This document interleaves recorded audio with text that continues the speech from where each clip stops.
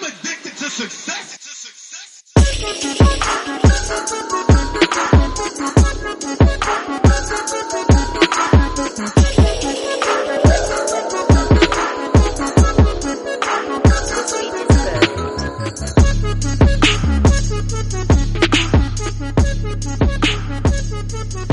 What's up? What's up? What's up? Welcome to your new favorite podcast, The Ain't Shit Show, the home of booze, views, and unpopular opinions. Yeah. I want to thank y'all for joining us for episode 52. 5 Vento. 5 Vento dose. I don't know. Sounds good. 5 Vento. That's what it is. 5 Vento dose. Yo, my name is Fresh, and I'm one half of the pod guys, and with me I got the best man in all the podcast land, Mr. B Hill. Hello. Mr. B Hill, you heard me. What's up, What's B, popping? man? Just, speaking Spanish to my friends. You promised them different languages. You be having a whole fucking week, and you be letting them people down. I just made a different language. What are you talking about? That was a different... What is it? What did I say? 5 Vento? It's 5 Vento. Yeah. That's a new fucking language, nigga. Oh, my bad. So your goal was to invent another language. I didn't say what Got language you. it is. As long as it's You another right. language. 5 Vento. You Dos. right. 5 Vento dos. It's like a combination like Mexican and like a little English. It's cool. And look, either way you behind the wall. Either way. Yeah. For sure. For sure. That's correct. Or in a like a concentration camp somewhere with a fucking. God damn. Well, I mean that's what they fucking got little kids at the border. I mean that's true. It's true. They ain't like I don't know. It's just real. The niggas not just so happen to not be talking about that shit anymore. Little kids could be dead as fuck. Damn, bro. Like, you know what I'm saying? That's true as fuck. Like though. niggas just straight stop talking about that shit. Like what the fuck happened to the kids? Like that's the thing about Listen. America. Like the shit like niggas be on the wave for like 2 weeks, maybe 3, and that shit just magically disappears. I'm gonna tell you why. Especially in relation to this presidency and this administration, is because every other day is some different fuck shit. Correct. You know what I'm saying? Like, so you only have but so long to be outraged. I think that it is super fucked up, and but it's just so much. You know what I'm saying? Like, it's just so much all the fucking time. So it's just hard to figure out what you mad about. Because you always mad about some shit. Believe that. Yep. He talking about now with the whole, he don't feel like, people can, come into the country, and if you born here, you automatically Natural born citizen, yeah. Facts. Yeah. So I think that's crazy, because the things that he focuses his attention on is shit that, like, why you taking shit away from people? You know what I mean? Like, I just don't get it. Like, you focusing on shit that ain't really a problem. You know what I'm saying? Like, you want to take away the whole transgender designation. Like, how is that hurting anyone? You know what I'm saying? That like, motherfucker just want to take away every fucking anything that sounds like something that motherfuckers is enjoying that he don't enjoy. He just don't give a fuck about it. Like, that shit is right. crazy, You would think, and then he that be like trying to put executive orders. Like he be trying to make like he the straight up man. That's like, a dictatorship. Yeah, my nigga. that's not how that shit work. Congressionally, you won't be able. That shit is not gonna pass. Like that shit. He was like, "Oh yeah, I can do it with an executive order. I that can bitch be do throwing it. around the executive order like that shit is like a damn Trump. Like he got a damn big joker or some shit. That shit ain't even nigga. You don't even know how to play spades, your bitch ass. Listen, let me tell you how he changed politics, because normally when you get a white man in office, which they've all 44 of them have been, right? You know what I mean? Like, normally all they're trying to do is sneak in extras. You know what I mean? Not take shit away, like sneak in extra shit for them. You know what I mean? Like shit that benefit them. Like the shit that Trump be doing, it benefits nobody. Yeah. It's for his own. You know what I mean? Agenda. Like, it's weird. It's for his own amusement. It's just his own fucking vendetta against whatever the fuck. Like, he's very whimsical in his thinking. You know what I'm saying? Like, he whimsical. That's a nice word. Yeah. Like, it's like, he just sporadic as fuck, I think. Like, you know what I'm saying? I think he is just. I mean, you know, Dr. Bone already talked about it. He's just a narcissist. Oh, you know yeah, what I'm it's saying? at the 10th hour. And like, it's bad. You know what I'm saying? Like, you do it just because you can. Right. You know what I'm saying? Like, that's just crazy. Like, it benefits no one. Like, literally, it benefits no one. You know what I mean? So it's just like crazy. Like, you know what? I just feel like anybody who could put a kid in a cage, it's just a special place for you. Yeah, for sure. That's all the energy we gonna get. Yeah, I'm down for that. That's all the energy that we're gonna give that.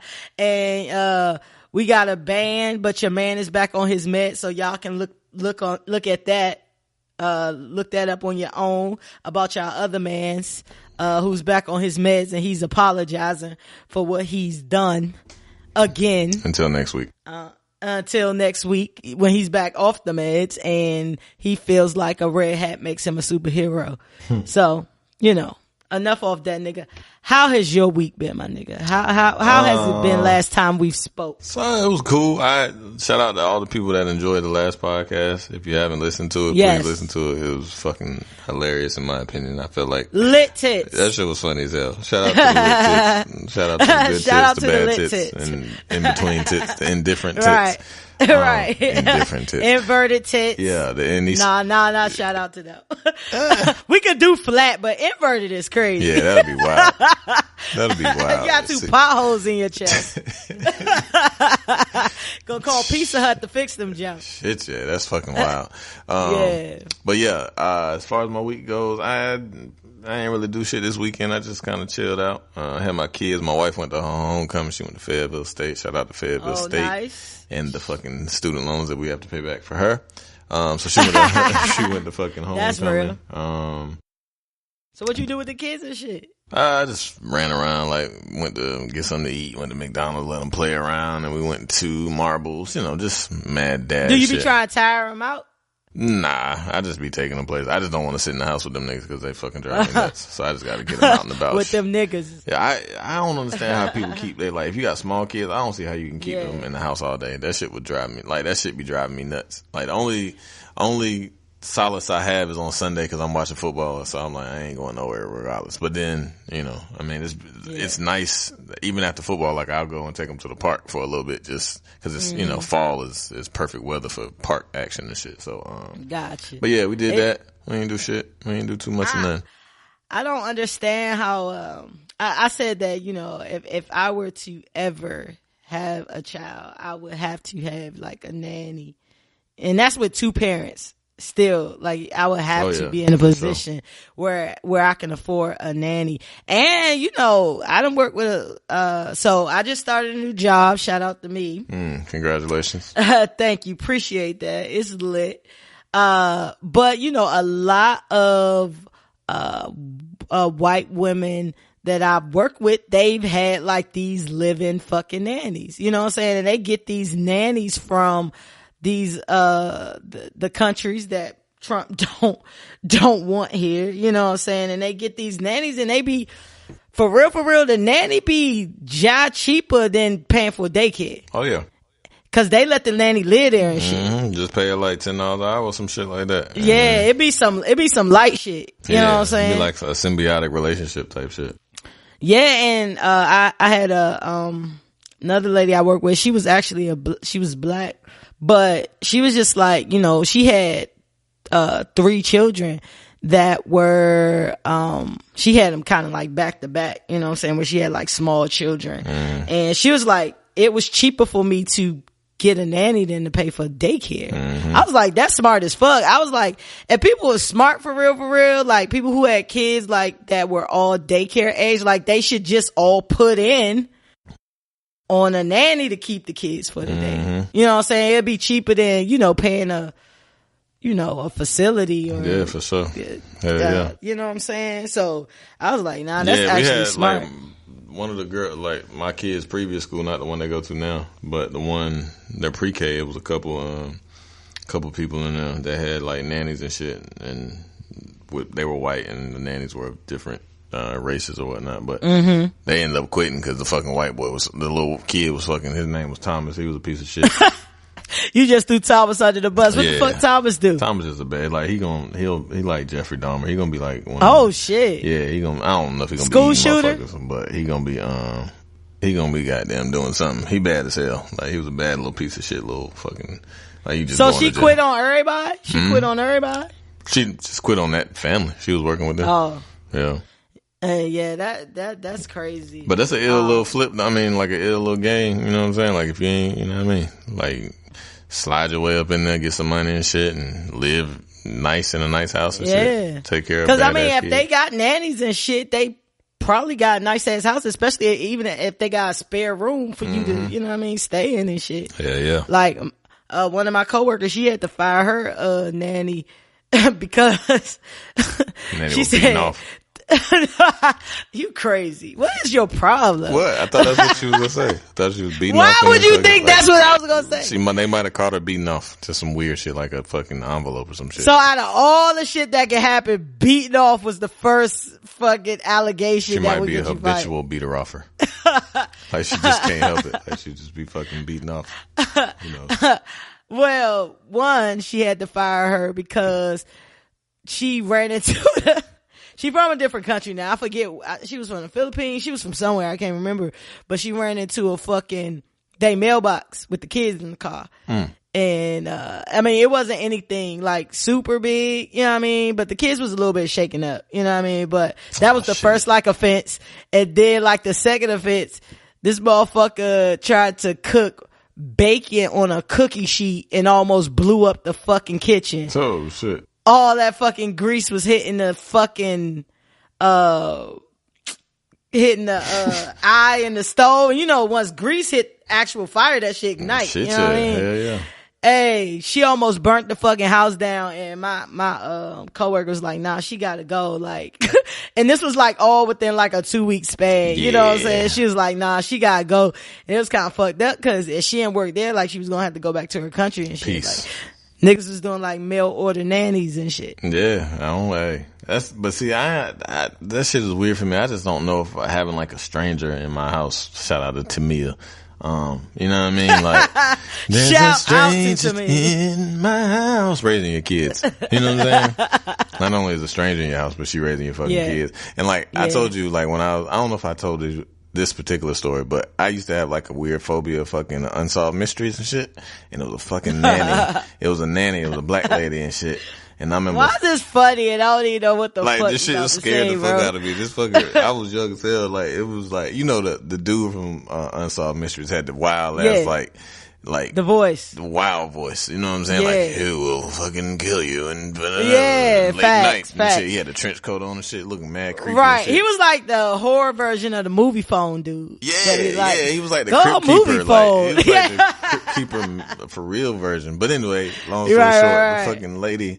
Like it was a black family and they had like a fucking nanny and she was doing good for a minute and then she just lost it and like burnt their house up and shit. She was doing mad shit and like shit was coming up missing and you know what I mean? Like she was doing shit like the cat be dead or some stupid shit like that. And then they came home one time. They came home to the house burning and shit. And like daddy ran up to the garage. He looked like Robert Townsend and shit. And, he ran up to the garage and he opened the garage to see if she was in there and shit. And, like it's mad smoke. And as soon as like he opened the garage, she's standing there with her bags and shit like packed. And she just, as soon as she opened the garage, she just walked down the street and shit. That shit was wild. That shit scared the fuck out of me. Bro, I thought you was gonna say like I thought this story was gonna end with like masturbation? No, like she just disappeared. Like she was walking down the street, then she just like disappeared. Nobody ever saw her. That's what I'm saying. Like she just, and then like, they found out she was a ghost and shit. Nah, as soon as she opened the thing, like she opened it, I cut it off. I don't know what happened at that. Bitch walking down the street, scared the fuck out of me. You was too scared. You wet your little PJs. I was 7. Fuck me, slam up. Fuck Unsolved Mystery. I'm glad they took that shit off the fucking air. Listen, ruining kids' lives. On that note, you gotta watch The Haunting of House Hill. I know. Hill House. My cousin told me about that shit. I'm gonna watch it. Listen, y'all, if y'all haven't seen this, started watching this on Netflix. It's called The Haunting of Hill House, actually. Yeah. Not my house. It's super dope. We don't believe in ghosts. Oh, no, not the I thought it was house. I thought it was Haunting on the Hill or some shit. Nah, the house is called Hill House. The Hills used to own the house. But too spooky, too goddamn close friends to me. right. Yeah.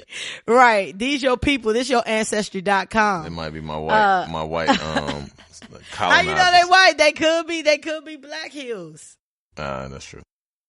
But they not. You right. They white. I seen the thing. I seen the trailer. I did. Yeah, I mean, not the trailer, but I seen like the still shot type shit.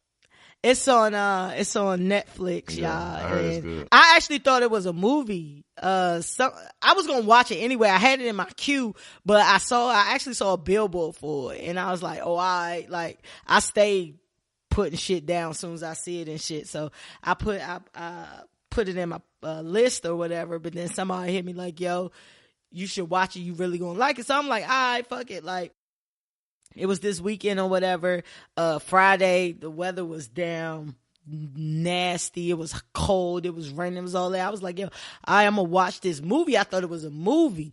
So the thing about me, and I think I told y'all this before, like, I'm very careful about binge watching shit. Cause I know once I start, I get caught up in the shit. You know what I mean? I just want to start watching the shit. So I gotta be like strategic with what I got going on in my life before I start binge watching some shit. Cause I get like low key obsessed. Cause you know how the shit go? Like, it'd be like, you watch the shit and then like the last fucking 10 minutes, you be like, oh shit. Yeah. All right, I'm gonna watch one more drink. You know what I'm saying? 17 hours later. Right. 17 hours later. But yeah, so I thought it was a movie. So I just went ahead and pressed it. I ain't even like, I just hit play. Like, I ain't even look at it. I was like, oh shit, now I'm caught up watching the fucking series. But I'm like on, like episode 6 or something like that. Word. That shit is good. Like, it's really, really good. And it's basically about, this family that stayed in this house and like the impacts of that experience on them and basically how they're all dealing with it differently. So like it's a horror, but it's kind of like psychological thriller. It's not really super scary to me, even though scary shit happens. Yeah. It's not like just scary thing after scary thing after scary thing. It's more so a flashback or, you know, like some shit like that. You know what I'm saying? But, you know what I'm saying? It's good. I definitely recommend that shit. So, like I say, I'm only up to 6. So I hope it don't get trash after that, but it's definitely good. So yeah, I should definitely watch that shit. B, you need to watch that shit so we can talk about it. Yeah, I'm gonna watch it. Nigga, you ain't watched the Quincy Jones shit. No, I didn't watch the Quincy Jones. I gave you like 10 shits to watch. You hey, I be having mad shits to watch, but I don't never like really rush for your shits because you don't rush for my shit. So I told you about that. What? But I be like, you never rush. Like, I tell you a bunch of shit. You don't tell me anything. You don't tell me anything. All right, we ain't even going around this bend again. You don't always tell talk me. About, you always no, say that. You say you tell me what you're not gonna do or whatever. So I stop fucking with you like that. I just be like, I ain't recommending no shit to this nigga because he gonna do what the fuck he want to do. Nigga, recommendations are different. Like, if I'm not listening to fucking Quavo. I don't like Quavo. I'm not listening to Quavo. That's not the only thing, my nigga. That's just the most recent thing. Wale, you told me. I just don't go. like All Wale. right, I'm not, you not got to get But anything else you don't fucking recommend. And I recommend I good stopped. I stopped. Like, unless it's some shit like I know for a fact, like we both would probably like. If it's some shit where I'm like, oh, listen to this or watch this, and it's some shit that I know that it might be a different experience for you, or I don't necessarily know if you like, I just stop recommending that shit because you close-minded as fuck. I'm not. Even when I say the shit is like, I be like, yo, do this for the podcast because that's the business that we in. You be like, I ain't doing that shit, whatever. I be like, all right, fuck this nigga. And then I just move on with my life. Oh, you mad? Yeah, mad. Nah, I ain't mad, man. I just don't be giving a fuck. I just be like, all right. I love double shit. Like, shout out to Ha Davis. That shit is the funniest shit in the world. Like, he's changed language as well. He didn't invent that shit. That nigga, he definitely invented the shit. Like, he made the shit funny. He definitely didn't invent that shit. Oh, you big. I ain't even never seen Ha Davis. What? Do that shit. He always do that. He's the reason that motherfuckers do that shit. Like, nah, he ain't the reason niggas is doing that shit. Niggas been doing that shit.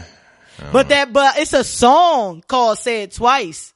I feel like why niggas been saying it in more recent times. I don't know. He been kind of doing that shit. Like, I forgot the nigga who said it's one of these new rap niggas, but it's a song called Say It Twice. So I think that's why I got back popping in pop culture and shit. Oh, you trying to do drugs? That's just shit to me. Hey, it was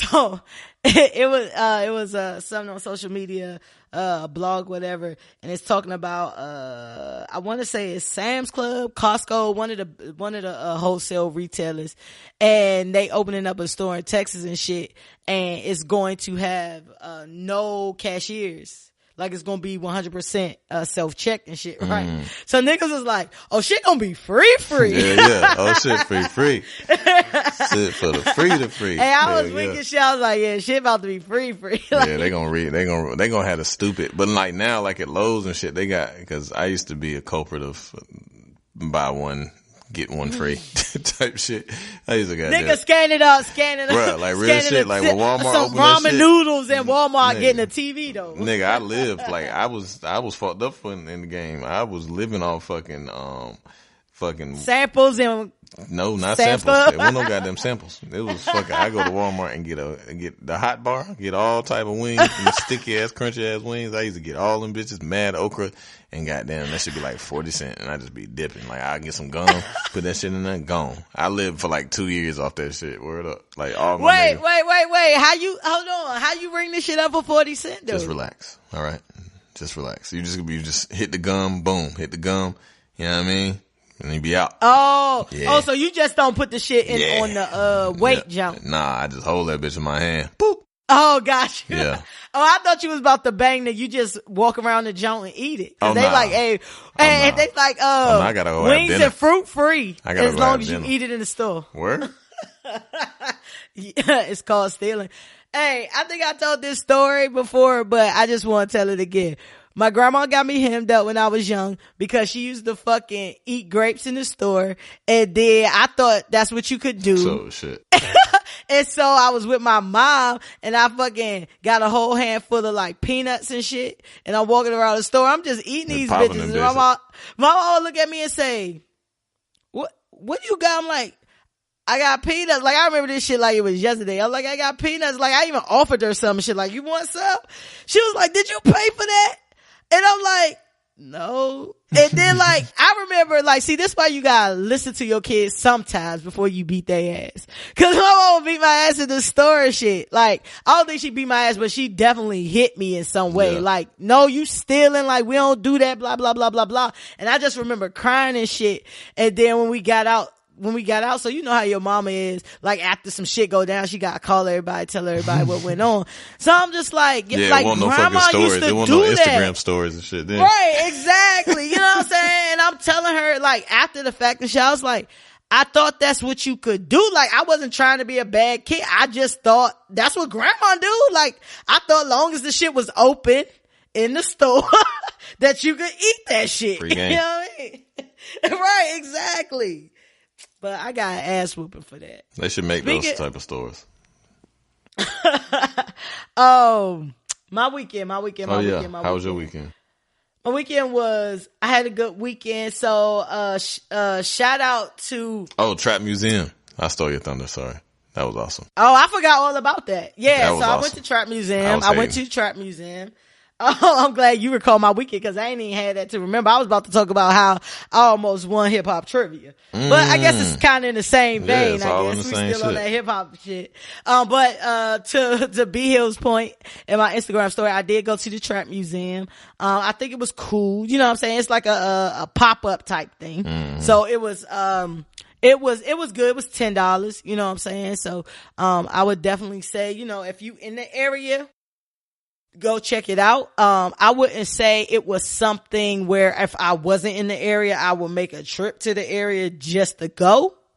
But for $10 and if you already here, I feel like it's a good little, you know what I mean, experience, especially if you in the trap and you just want to know like some of the history and some of the major players and, you know, contributions, to trap music. So that was dope. So shout out to the Trap Museum. I wanted a t-shirt, but I couldn't figure out how to get one. But it's kind of cool when you first walk in the shit. Put it on like, hey, I thought niggas was wearing them. I thought it was the same thing. My grandma used to do it. Used to put on, eat the grapes and shit. I thought it was the same. But I one of the things I did think that was super cool about it, when you first walk into the joint, it's like a corner store. Oh, so like dope. where you buy your tickets and shit, it's like a corner store. It's like snacks and it's a glass Man, and it's they got wrap snacks and shit. They definitely got wrap snacks. They got like the ice cream junk. They got like cereal, oodles and noodles and all this type shit. Man, honey buns.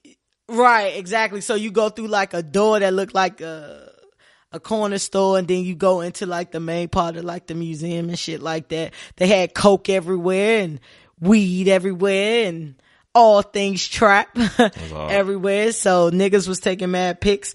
But where I was going before B Hill went to the trap museum, but thanks for reminding me about that. I'm here for you. I went to hip hop trivia and we lost only by like 2 or 3 points out of like 20 teams out that joint. It was so close, man. It was me, my homie B, shout out to B, and Sheaf. No shout out to Sheaf because he was not helping. He was just there to fucking eat and shit. But the category was Carter versus Carter.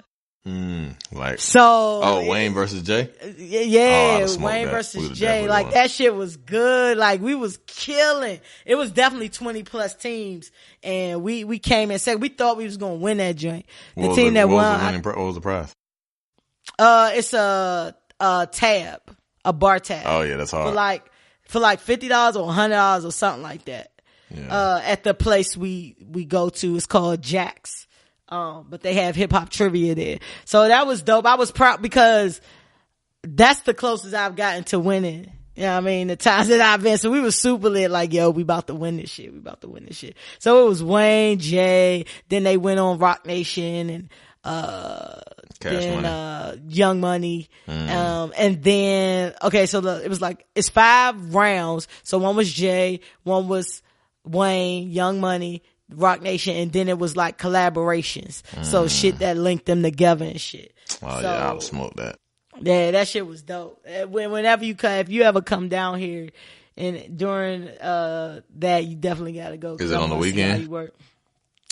Nope. You might be down here for work or some shit. Yeah, I actually probably would be in with this new job. Fucking getting on my nerves.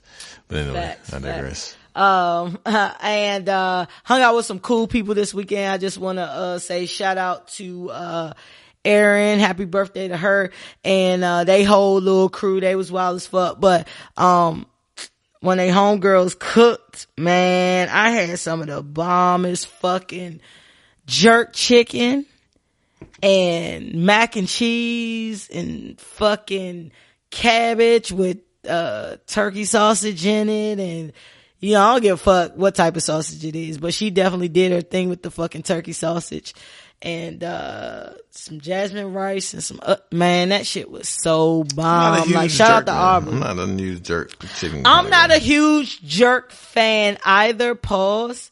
I do like to beat off, but so I'm just joking. Just joking. It was right there. Yeah, that's why you got that one arm like that. It is right. Yeah, right arm is a little bit bigger. Perfect imperfection. Perfect imperfection. But that shit was so bomb. Like, I'm not a huge jerk chicken fan either. But like the way she cooked the shit in the oven. She marinated the shit, then she cooked the shit in the oven. But what made the shit like, it was seasoned well, so it wasn't like too spicy, cause I can't do shit that's too spicy. But she cooked the shit perfectly to where the shit was like crispy on the outside with the bake, but it was like fall off the bone once you broke the skin. Man, that shit was bomb. I gotta get that recipe, cause I'm gonna try it. And I might not do it with jerk, but I definitely gotta try that shit. Yeah. So shout out to them. They was wild as shit. Had me. Are they listeners of the show? They were not listeners of the show. I've made them listeners of the show. Y'all better listen to our shit. I gave them a task. I just met them. Oh. So I mean, so I some motherfuckers feeding you jerk chicken off the rip. That's how I go, man. I can dig that. You crazy. Hey, 32 people on FaceTime is here. How you feel about that? Say what? 32 people on FaceTime. What is that? They, one of the updates for iPhones was supposed to be group FaceTime. Oh, like orgy FaceTime. Yeah, and you get 32 people on that shit. No way. I don't want to do that. I don't even like what 32 people on? I hate FaceTime. FaceTime. Talk to 10 people on FaceTime. I hate FaceTime. I do. Well, I like it, depending. I don't like it. It's weird. Like, I hate holding the phone and looking at it. Like, I'd much rather just not hold the phone and talk. You know what I'm saying? Like, I don't feel like I don't want to look at you. Like, I don't know. I don't like FaceTime. I'm not a fan of it. I like it with like my family. Cause it make me feel like, cause I don't live near my family. Mm-hmm. So when I'm talking to my family, I talk to them so often on the jump. Mm-hmm. So it don't feel like I ever am not seeing these niggas. You know what I'm saying? Like, it give you the false sense of being around. You know what I mean? I got you. I can see that. And then, you know what I'm saying? If you dating or you talking to somebody like that, it come in handy. Mm-hmm. You know what I'm saying? So, show me it has its advantages. I don't know about 32 people though. Hell no, man. Hey, how? FYI, if you got 2 niggas on your FaceTime and you the only chick, they just ran a train on you. You just got a dog walked on you. If they not your kin, you on the caboose again. Shit. Nigga ran the dog. Hey, that's funny as shit. Oh, that's too Brown much and Proud. I couldn't do that. How the fuck? Right. 32 people, like, that shit is too much. 3 people on the fucking FaceTime is too much. I only like at one of my old companies, like they was real big on they was real big on Skype meetings and shit like that because we were global and shit. So, they was big on that shit. I ain't even like that shit when it would be like 10 motherfuckers in their conference rooms and shit talking on the joint. I don't know how 32 people. Why 32? Like, that's an odd number. Let's just make it 32. Fuck out of here. We would have been good with like 4. Yeah, 5. Some shit like that. Right, max. Like 5. Like, max out. 32. I don't know. 32 Savage. I don't know. Oh, Brown and Proud. Ethiopia sets the standard with its election of the first female president. Black and proud. Yes. I may butcher this name, so Be Hill, please jump in if you know it. I don't know. Her name is Saleh Work Zwede. Yeah. And I apologize if I messed that up at all. And they have a gender balanced cabinet for the first time. So shout out to Ethiopia and the first female president. Especially in Africa and places like that, when you get a female. That shit is revolutionary. Crazy. Yeah, exactly. We can't even get one here because of the emails. Hey, real quick about the email shit. You heard the Hillary Clinton, black people look the same? I'm on Hillary's side because the lady fucked up. Yeah. You know what I mean? So Hillary was being an asshole to her, like, bitch, you think all black people look alike. Like, I didn't see that's how I took it too. Yeah, like. So a little bit of backstory. Let me give a little bit of backstory for those who don't know. Hillary Clinton was in an interview and they mixed up, who did they mix up? Two black. Bakari Sellers and Cory Booker. She mixed them up. Was it Bakari? I know it was Cory two Booker. black. Yeah, it was 2 black, politicians. Yeah, I think so. And, she said, such and such said, about kicking them in the shins and shit like that. And, she said, no, actually, that was, and she named the appropriate black politician. She said, oh, but they all look alike. Or something to that effect or whatever. Yeah, the girl got the shit wrong and then she corrected her and was like, cause they all look alike, right? Like, on some bitch, you trying to, no, you know who the fuck that man is. That's how I took it. You know what I'm saying? Like, that's how I took it too. Yeah, like, that's how I took it too. I felt like, Charlamagne was reaching this morning cause that's what I heard about this morning. Yeah, me too. He was definitely on the reach. Like, we talked about this all the time with Charlamagne, you ain't gonna get it right. You know what I mean? Right. Like, she could have said, like, he gonna flip, like, if you do good, he gonna find the bad in it. You know what I mean? Like, I don't know what's going on with him. You know what I mean? But I was like, nah, he reaching cause it was clear what she was doing. Yeah. Like, she was calling that bitch out on saying all black people look alike. Yeah, she definitely won't trying to be on no funny shit. It won't like Megyn Kelly at all. You know what I mean? Right. And then then he put it into Megyn Kelly. And so, who was calling him out about going, it might have been Joe Budden or somebody. He was calling, I think it was Joe Budden, was calling, calling Charlamagne out about, like the Kanye shit and the shit being canceled. Oh, and Kanye hopping on niggas' waves when they controversial, saying, oh, we need to talk to them and shit like that, cause he called out the whole Tommy Loren shit. And I was like, yeah, because what killed me is that he always want to be like, oh, this big jar of mayonnaise, but then he be on some shit where he be spreading it on this fucking piece of bread. Right. Facts. Yeah. Oh, man, I don't know. That shit crazy, but I'm definitely with Hillary on that joint. Like, yeah, she ain't do shit she wrong. was calling the other bitch out on that. You know what I'm saying? Like, bitch, yeah. Another Brown and Proud. I want to give a shout out to Pharrell for sending Trump that cease and desist letter saying, don't use my motherfucking song Happy at your fucking rallies no more. Right. Orange piece of shit. Right. That was dope. I was looking into it and it looks like a few celebrities, mainly on the white side, have told Trump stop using their music.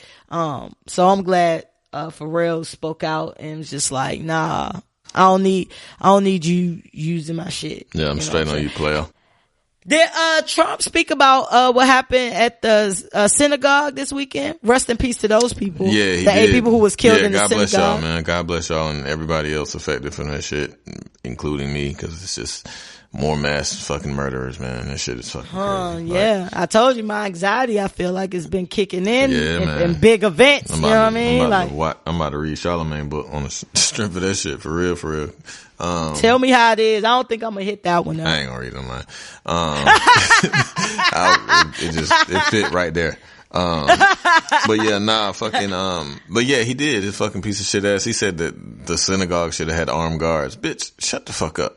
Like, wait, you're going that's to what he said? Yeah, he said that shit. Like, as he was getting on fucking that helicopter, whatever the fuck the name of the chopper is, not Air Force One, but whatever the chopper is. But yeah, he said that shit. He said the synagogue, they should have had, I mean, he was like, he said it was deplorable. I don't know if he used that word, but like he, spoke out against it in addition to that, but he also like made a point to be like, he always do that shit. Yeah, like they should have been armed. If he say some shit, he'll say, oh, but there were good people on both sides. Like, nah, nigga, like, anyway. Yeah, fuck Trump. Anyway. But God bless y'all. Rest in heaven in peace, and rest in peace. You know what I'm saying? It's just crazy. It's just crazy out here in this world. Anything else came up on your radar as far as Brown and Proud? I know we talked about John Carlos and damn, what's brother name? I forgot. A couple weeks ago, I saw a story. Damn, what was his name? What's the other dude's name? John Carlos and Tim something. I think. Anyway, I can't remember. God bless those two brothers, obviously. But there was another dude who I found the story out. Just some backstory, real quick. That it was a white dude from Australia who's not pictured. Tommy Smith, absolutely. And they have a memorial to them in Fresno State, I believe. Okay. And it's really dope from what I've seen. And then, it was a white guy from Australia that had won 3rd place. And as we all know, there was an apartheid-esque type shit going on in Australia with the Aborigines. Again, dark people around the world have always systematically and historically been fucking. Black people are hated all around the world. But admired at the same time. Yeah, revered and loved and shit is weird. But like I said, long story short, he was the one who actually gave them John Carlos and other dude, Tommy Smith. He actually gave them their gloves that they put up, like when they put their Black Power fist up. Yeah, he gave them that, and then he was ostracized by his company. I mean, it's his country. His country. Sound about right too. Yeah, his country for the Olympics, because like again, he was like the fastest. He qualified for all the Olympic games and teams from that point on, like for the past, I think it's every 4 years. Oh, that's fucked up. But they wouldn't let him go. He couldn't get a fucking job nowhere because he was basically taking a stand against, apartheid in his country as well. Up until the point where like they didn't even apologize to that shit till he fucking died. You know what I mean? Like Tommy Smith and John Carlos like flew to Australia to be his pallbearers and shit. It was wild. It's a really I'll tag you on the story. It was very interesting. And shout out to him. Yeah. Shout out to the allies in spite of all your fucking, the bullshit that comes along, if you just know what right is, then you stand on that side. Shout out to all the good white folks out there that know what is right and what ain't. No, that's true. That's crazy because it's an ill story, I never think of Australia as having issues. They definitely you know what I mean? Like they seem like they just be chilling, be on their own shit, mind their business off some Canada shit. Nope. You know what I mean? Them niggas had apartheid too. So around the same crazy. time as like South Africa and apartheid, they had like the same shit with the Aborigines to the point where like you couldn't even, and like I said, they ostracized that man to the point where he was making he was struggling to live. Like he lived to probably 70, 80 or something, but from that point making a stance, like he didn't even want to appear in any pictures. He wanted it to be about them and about the plight that they were suffering. I would have dipped. I would have came back to America at least. Hell yeah, I would have went somewhere else. Yeah. Like the world too big to be somewhere where let me shut the fuck up because I'm in a place where we not wanted. Yeah, you know what I mean? Well, I'm going to work tomorrow. Well, I'm just saying, like, if it's a place where you feel that, you know what I mean, like they're targeting you personally, like dip. Like fuck that shit. And fuck that man who was cussing out the older black lady over in London or something for sitting beside him on the flight. Fuck him. I forget his name. Oh yeah. But you see that shit with the I would have slapped shit out of him, man. I would have spazzed bro on his talking ass. about grandma like that. Boy. I would have found him. Boy. Even if it Real won't my talk. goddamn grandma. That's somebody grandma. You know That's what I'm saying. Like, but just think if it was your grandma, I was already heated just watching the shit. That's honestly, yo, like I cannot even when I see like any type of headline or some shit, I just keep it moving. Like I'm just, it seemed like every scroll of my finger is some wild shit going on, and that shit just be killing me. Like I can't take it. That shit real. Like I just keep moving. Like I don't get that shit no energy. I can't do it because I be like the gay dude who's fucking super pro Trump yelling at that Spanish lady with her 2-year-old, 3-year-old daughter in the backseat, cussing her slam out, calling her every name but God. You know what I'm saying? Like a child of God, and talking about how this ain't her company. She look a mess. Motherfucker, you gay as shit. He don't give a fuck about your He don't give a fuck about you. I was about to say hey, somebody said that's why you gotta keep a bottle of piss handy. Yeah. I was like, that's real. Like niggas want to yell from their car. I can't imagine, bro. Like, I would want to think I would be able to keep my cool, but I know me. Like, no, like. How are you gay and fucking racist? Like, that is the weirdest thing. Like, you are a person that is fucking a part of the minority. And you're fucking racist. Like that shit. But see, that's why. The wildest shit in the world. That's why it's all of these movements where they like the LGBT movement or the feminist movement or all of that. Like everyone feels like if you're white in one of those categories, like they feel like they totally separate. Yeah. You know what I mean? Like. Privilege is a feeling. Oh yeah, for sure. You know what I'm saying? And that shit, it don't kick into them that they are women or they are gay or they are poor. You know what I mean? Yeah. Like, I'm white. You know what I mean? Like that's it. Like privilege is what bonds them. Mm-hmm. Because you think about like us in the way that we move, and I feel like, especially like I can only really speak for black people because I'm black, but you know what I'm saying? I feel like a lot of things that make us bond, whether you grew up in motherfucking Texas or New York or California or DC or North Carolina, like we all have a similar struggle. So when we talk about certain shit, it'd be like, oh shit, you know what I'm saying? Like where we bond off the struggle, and the struggle is what makes us one. I feel like the privilege is what makes them feel like they're one. Mm-hmm. Because white is not a culture. You know what I'm saying? Like, white is just, you know what I mean? If you're white, what are you? Your culture or your nationality is, are you Irish? Are you German? Are you know what I mean?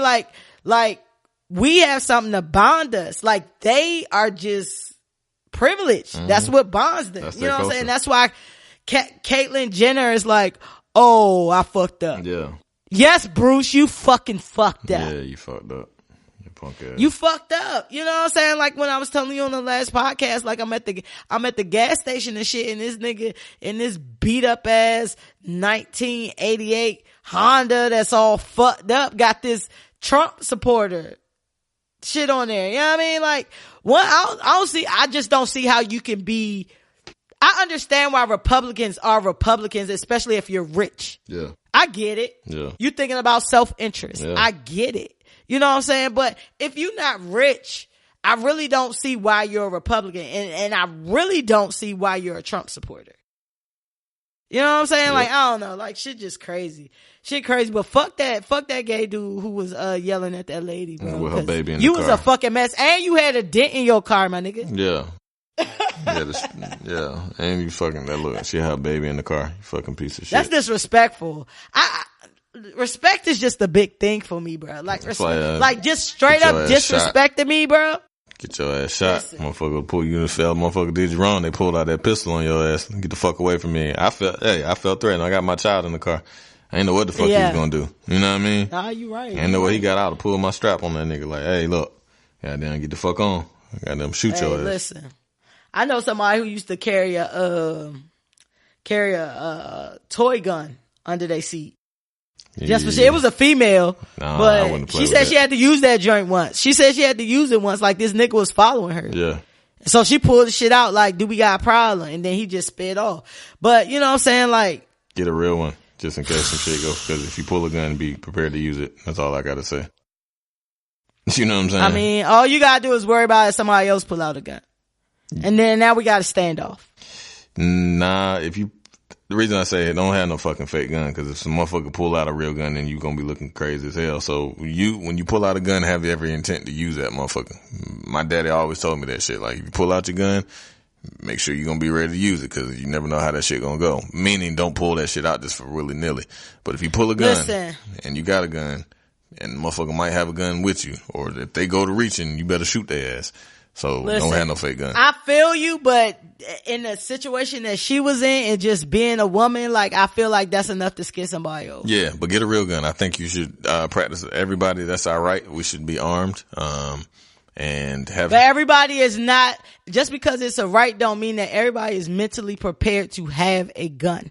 Because a lot of, I know people who have killed people off of a quick emotion because they had a gun. Everybody ain't mentally stable to have a gun. I'm not saying what B Hill is saying is wrong at all. I'm just saying, just because it's your right, know you, cause you don't want to end up in jail because you're not mentally capable of having That's true. A firearm. I recommend taking a firearm class. I recommend knowing your rights. Going to therapy. I know the state laws for your pistol and your firearm if you decide to get one to protect yourself and protect other people. But I definitely believe in carrying a pistol. I give my pistol back when everybody else gives theirs back. Otherwise, I feel you. Exercising my right. Fuck that shit. I feel you. Going to get some more, actually. I said I'm going to go. I said I was, you know what? I keep saying I'm going to go to the range. I need to go ahead and do that. I want to get a firearm. I wouldn't probably just carry the shit on me, but I feel like I do. Yeah, have it in the house. One. Just keep it on by your bed. You can get you like a little 380 or something. You know what I'm saying? Like a nice little cute gun. Fucking little cute gun. Don't fucking disrespect me with cute guns. I mean, shit. A gun is a gun. Pull that motherfucker out. That shit shoot like everyone else. Fuck. 22 all the way up. Shoot a nigga with a 22 and down fucking beat the shit out your ass. Shit. Let's get on with the little shit. You ready for little shit? Yeah, let's get it. We've been doing this for a minute. Yeah, we want to speed. What you sipping on? What you sipping on? Oh, I'm smoking on this. I got a new fucking some oil, some THC oil. I got the whole gram. This shit is like some indica and shit. This shit fire. I ain't had no lick. I ain't had time to stop by the store because I had a fucking crazy day. So unfortunately, I'm just under the influence. You just high as a bitch. I'm just enjoying myself. Well, I've definitely been drinking more this weekend than I want to give y'all insight on, but I still came through with the come through. I'm drinking on the Jack and 100 proof Jack, regular Jack, regular 80 proof Jack. But you know, you gotta put your weed up to my cup and we will toast it up because I'm ready to get Nicki and Cardi the fuck up out of here. I'm over it. I was so hoping we didn't have to talk about this. We gotta talk about this. We got a lot of barbs and a lot of carbs. Carbs? To the show. Is it really carbs? I think it's Barty Gang or something. Nigga said carbs. Got mad bread listening to the store. Right. Got mad gluten on the some track. muffins on this bitch.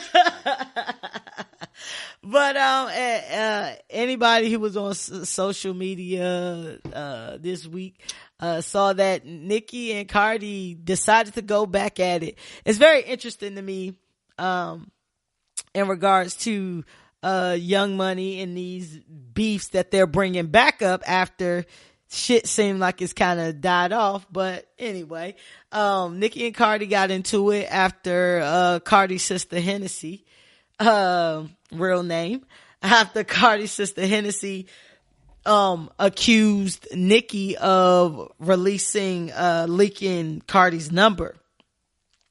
And they got into it. And so the new allegations are that Nicki and Ra leaked Cardi's number, and they also have leaked other people that they've had beef with number. And Nicki went to her Queen radio show, which is, I'm trying to figure out what this Queen radio show really is. Is it just a messy podcast, or is it, what is this platform really for? Because it sound like one. That shit is sad. Exactly. Like, I hate her talking voice. I hate both their talking voices.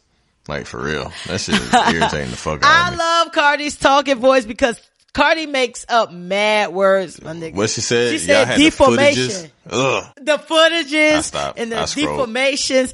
But I'm gonna give it to Cardi because even though she be making up her own fucking words, Cardi be coming back with receipts and facts and all this shit. Like, she say that shit in her Cardi language or whatever language you were speaking earlier in the podcast. That Vento. But Cardi be having her shit on point. And Cardi, the reason I respect Cardi is because the shit Cardi be saying don't be having a lot of holes in it. Nicki should be having a whole bunch of holes in it. Like, that don't make sense. Anyway, Nicki went on her Queen radio show and said that Ra Ali was actually the person that pieced Cardi up and put the knots on her head. Said the only reason they let Cardi roll with the lie is because she didn't want to get sued because they normally go after the person with the most money. But now you can get Felt sued. like that was shade. Ra, that's your homegirl. She called you a broke bitch.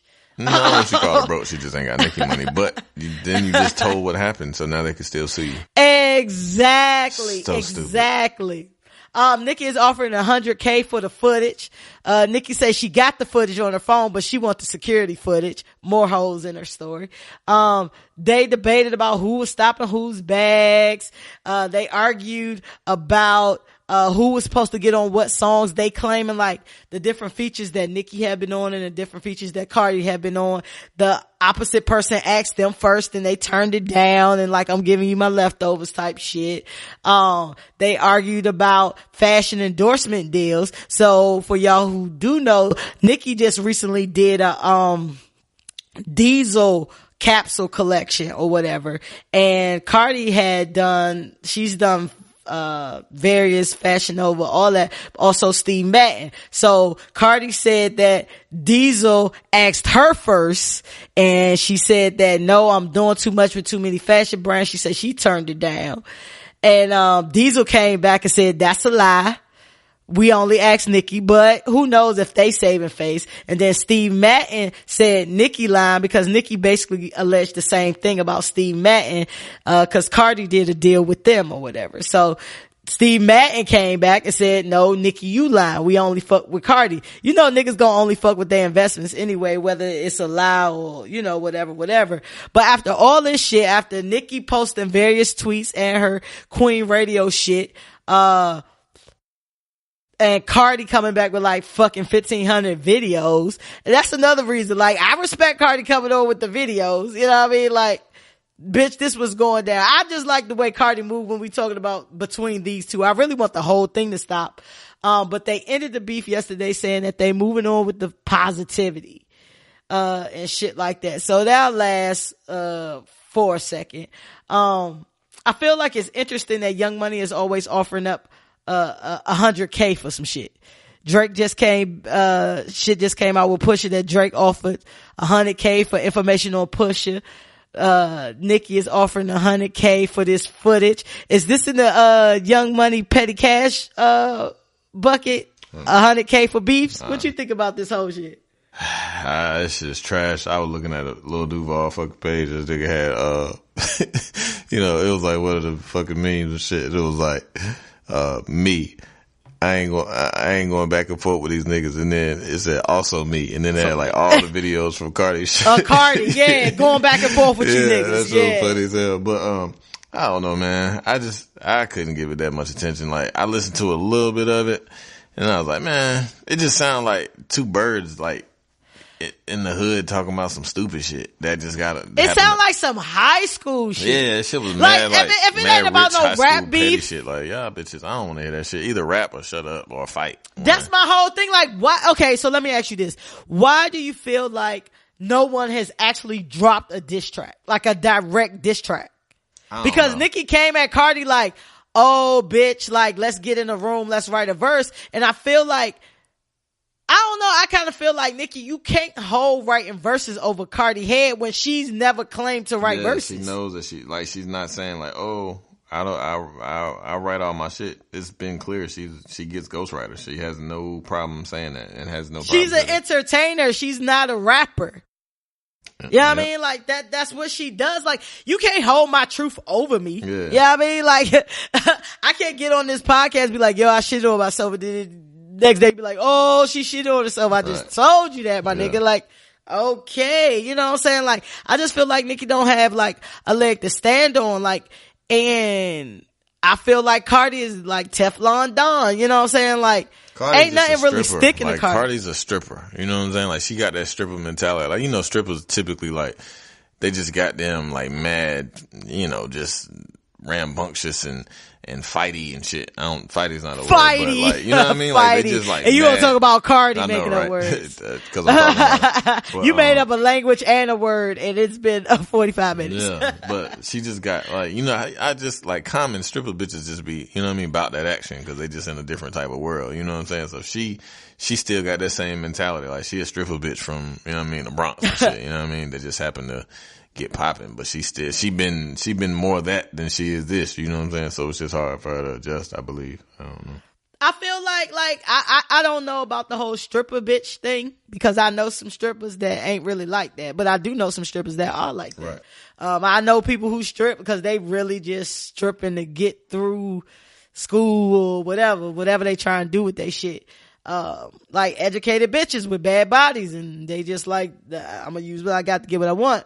But anyway, on to the Cardi shit, I feel like Cardi is just like, you not gonna keep disrespecting me, my nigga. Like you gotta stand up for yourself. You know what I mean? Like, I wouldn't let nobody keep disrespecting me either. You know what I'm saying? Like, I just feel like that's where Cardi at. Like, but Cardi is a bitch that will fight, and that's the difference. Nicki ain't a fighting bitch. Right. So if you know you ain't a fighting bitch, stop starting shit. Because Cardi said in one of her videos, like, look, we can fight. You know what I mean? We could go talk it out. Like, you got options, but just stop this bullshit. Cardi's definitely not talking shit up. She's gonna get frustrated and then she gonna pop. Like, that's just what happens. No, listen, I'm gonna shoot Cardi some bail because I feel like Cardi tried that a couple times. That's why the fake peace treaty went on them other times before the shit actually popped off. Cause Cardi kept fucking biting her tongue, and Cardi had posted mad videos about like, she didn't necessarily say Nicki Minaj's name, but she just like, yo, like, this industry got me fucked up. Like, bitches just trying to come at me and I'm trying to play this game, but that's just not me. You know what I'm saying? Like, I feel like she tried as much as she could to be that diplomatic type bitch. Mm-hmm. But I feel like, with a lot of motherfuckers, they will keep poking you with a stick until you gotta smack the fuck out of them. Like, some people only respond to certain shit. That's true. Or if you don't respond with that shit, like, you looking pussy. Yeah. You know what I'm saying? Like, and a person ain't gonna look pussy but for so long if they got any type of self-respect. I'm not saying violence is the answer. I'm just saying people respond to different shit. Is all I'm saying. Yeah, you know I agree. Saying? And they keep fighting like this. I think it's very interesting so Nicki has a new single with Tyga. I didn't even know that beef was patched up. They were beefing? Nicki threw some shade at Tyga a while, like a year or two ago, that when Young Money, when he was like suing Young Money, they weren't really fucking with him, and Nicki kind of, threw some shots at Tyga and shit. So you ain't seen Tyga and Nicki together in a couple years if you think back on it. That shit sound hard though, I'll tell you that. That shit sound hard. I can't. Hey, listen, Nicki verse on Transformer is dope. I don't need none of that song. No, on the that's with the Future Joint. I think Future and Juice WRLD got that bitch can rap though. She can rap like fuck. Yeah, that bitch that's can what rap. That's what made me so mad, because you are talented and you focusing on the wrong shit. Like, you focusing on the wrong shit. You are the rapper. Cardi's the entertainer. Yeah. But at the end of the day, if both of y'all making dope music, personality is what's gonna beat y'all out. You know what I'm saying? As far as the popularity contest is concerned. Mm-hmm. And Nicki's she just keeps looking like a mean girl. She just keep looking like a petty bitch. You keep calling this bitch out on shit. Cardi said, like, she posted some shit like before this beef shit. She was like, look, y'all, like, I'm not into the lyrical shit. She was like, I'm here to make songs that make money. You gotta respect that. Mm-hmm. Because it's a lot of niggas out here acting like they rappers and they got whole ass ghostwriters out here. Right. You know what I'm saying? But I'm just like, Nicki so we were talking about the Transformer verse and the shit with the Tyga shit. Nicki spitting. But I feel like it's very funny when she decides to go on her Queen Radio shit and talk a lot of shit when she got some new shit to promote. Mm-hmm. Cause we ain't heard nothing from Nicki in like 2 weeks or so, 2-3 weeks in regards to this shit. But now you got a new single out. You got some new singles out, and whatever she say to Cardi, she's tagging it with the 50 Cent shit. You know how 50 Cent tag all his shit, no matter what he's saying with the whatever he endorsing or whatever. Right. She just started doing that shit. You think she using the 50 Cent moves? Shit, sound like it. I didn't peep that she be doing all that, but yeah, shit. Cross promote. That shit fake as fuck. Yeah. Like, I don't know. It's just petty. But it's looking bad on you. It's not looking bad on Cardi right now. You know what I'm saying? It's looking bad on you because you want to be the OG, but not be the OG. Right. You know what I'm saying? So, how do you think this gonna end though? Do you think anybody will ever drop any direct diss track? That's all I want. I want some music. It'd be dope if fucking, what's her name? I'd like one from Nicki because I know that shit'll be hard. But I think a Cardi shit would be hard too. She just didn't write it. Yeah, I know. So it wouldn't have as much like impact. But maybe it would. I don't know. I'd like to. I mean, just for the hip hop enthusiast that I am. You know what I mean? But reality, I doubt it. I don't know. I like this squad. Y'all hoes just squad. Run up on each other and fight. Right. For real. Because if it's not about music, it just sounds like some high school shit. Cardi single money. That's my shit. I fuck with that joint too. Cool. I think she got another one. I fuck with that joint heavy. I like it. I don't dislike it. I don't hear it as much, but it's cool. Yeah, I listen to that shit in the morning. It get me turned in the morning. Like, I gotta listen to certain music in the morning because I gotta motivate myself. I gotta motivate myself in the morning, like, to go to work. But I just started a new job. A nigga got a big ass office. I just want to say that. Cause I'm hyped. I don't blame that you. I got a big ass office. You work hard. Shout out to you. Facts. Appreciate that, bro. Appreciate that. So if I gotta work for somebody else, I'm doing a job that I like, and I got a big ass office. So shout out to me for having a big ass office. So until y'all make us, where we can, feed ourselves off this podcast, I'll be in my big ass office waiting on y'all niggas. So this Cardi Nicki shit, I would say is lit, but we're not getting any music from it. Shit. So it's shit. Yeah. You know what I mean? So you with me is shit. Big facts. Factory. Big facts. Factory. I seen that shit today. Somebody had commented factory on some shit. Shit made me laugh. Factory. You like, ooh, me, him, and Joe Budden. Yeah, it's us. Factory. Hey, friend. Hey, I be laughing at that shit because I be like, be saying factory off some, like when you say it be mad random, but I know that's why you saying it because you think the shit funny. So I be cracking up like shit, like factory. Hey, you know who Aisha Tyler is? I believe so. The tall Aisha tall Tyler is the girl, tall, right? Yeah. Yep, black comedian. Yeah. Mm-hmm. Yep. She was a former talk show host on The Talk. She's on Criminal Minds. Yeah. She does all types of stand-up. Whose Line Is It Anyway? She's the voice of the black character Lana in Archer, the cartoon that comes on Adult Swim. I don't know if you watch that. That used to be my shit. Nah, I ain't been watching it lately. But Aisha Tyler recently shared on her Instagram that she is in a same-sex relationship with actress Emily Bett Rickards. No idea who that is. I know her face. Emily, what's her name? I'm about to look it up. Emily Bett, B-E-T-T. And her name is like Richards, but with a K. It's Rickards. She looks like a white chick. Aisha, she's a white chick. No, I mean like she looks like a white chick, like from the Wayne's white chick. One of those. So, what's very interesting about Aisha Tyler coming out, one, as gay and with this white chick, is that Aisha Tyler is 48 years old. This girl is 27 years old. Yes, black don't crack. And Aisha Tyler just got a divorce in 2016 from her white husband, who she was married to for 23 years. She currently pays him $31,000 a month in spousal support. Fuck. White folks always getting over, boy. Facts. Factory. Oh, I think it's super crazy that what has she been in? I don't even know what I'm looking at her face. I don't know her. The white girl? Yeah, she got some nice legs. I don't know about all that. I ain't look once I saw past her face. She's not unattractive. Yeah, she's just like a regular white lady with nice legs. That was B Hill's review of Emily Bett Rickards. Do you think the 21 year age difference is a big deal? They women, so I don't think so.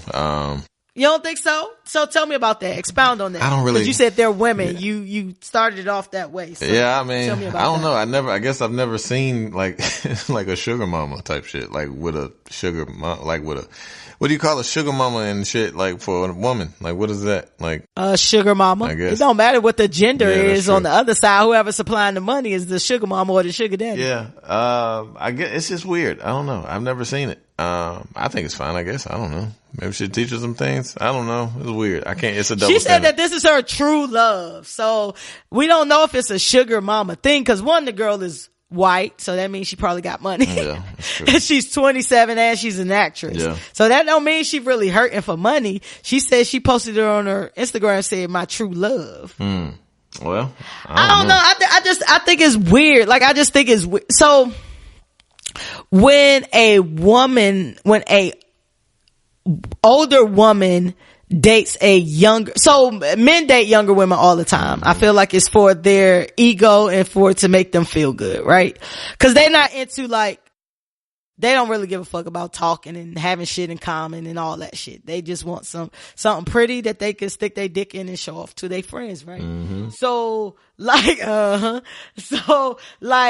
it's very interesting in this case because y'all have so many differences. She could literally be this girl's mom. You know what I'm saying? And women talk. You know what I mean? Like they have conversation. They want to have things in common. And everybody's different. So I'm not saying that this, Aisha Tyler could be just like one of these niggas we just talked about or just different. I'm just saying from a general standpoint, it's just like you could technically be this girl's mom. So you have like older women who date younger men, but that's because men and women reach their sexual peaks at different times. Niggas burn out early, you know what I'm saying? Mm-hmm. Where women heat up later. So I get it cause you just want to fuck.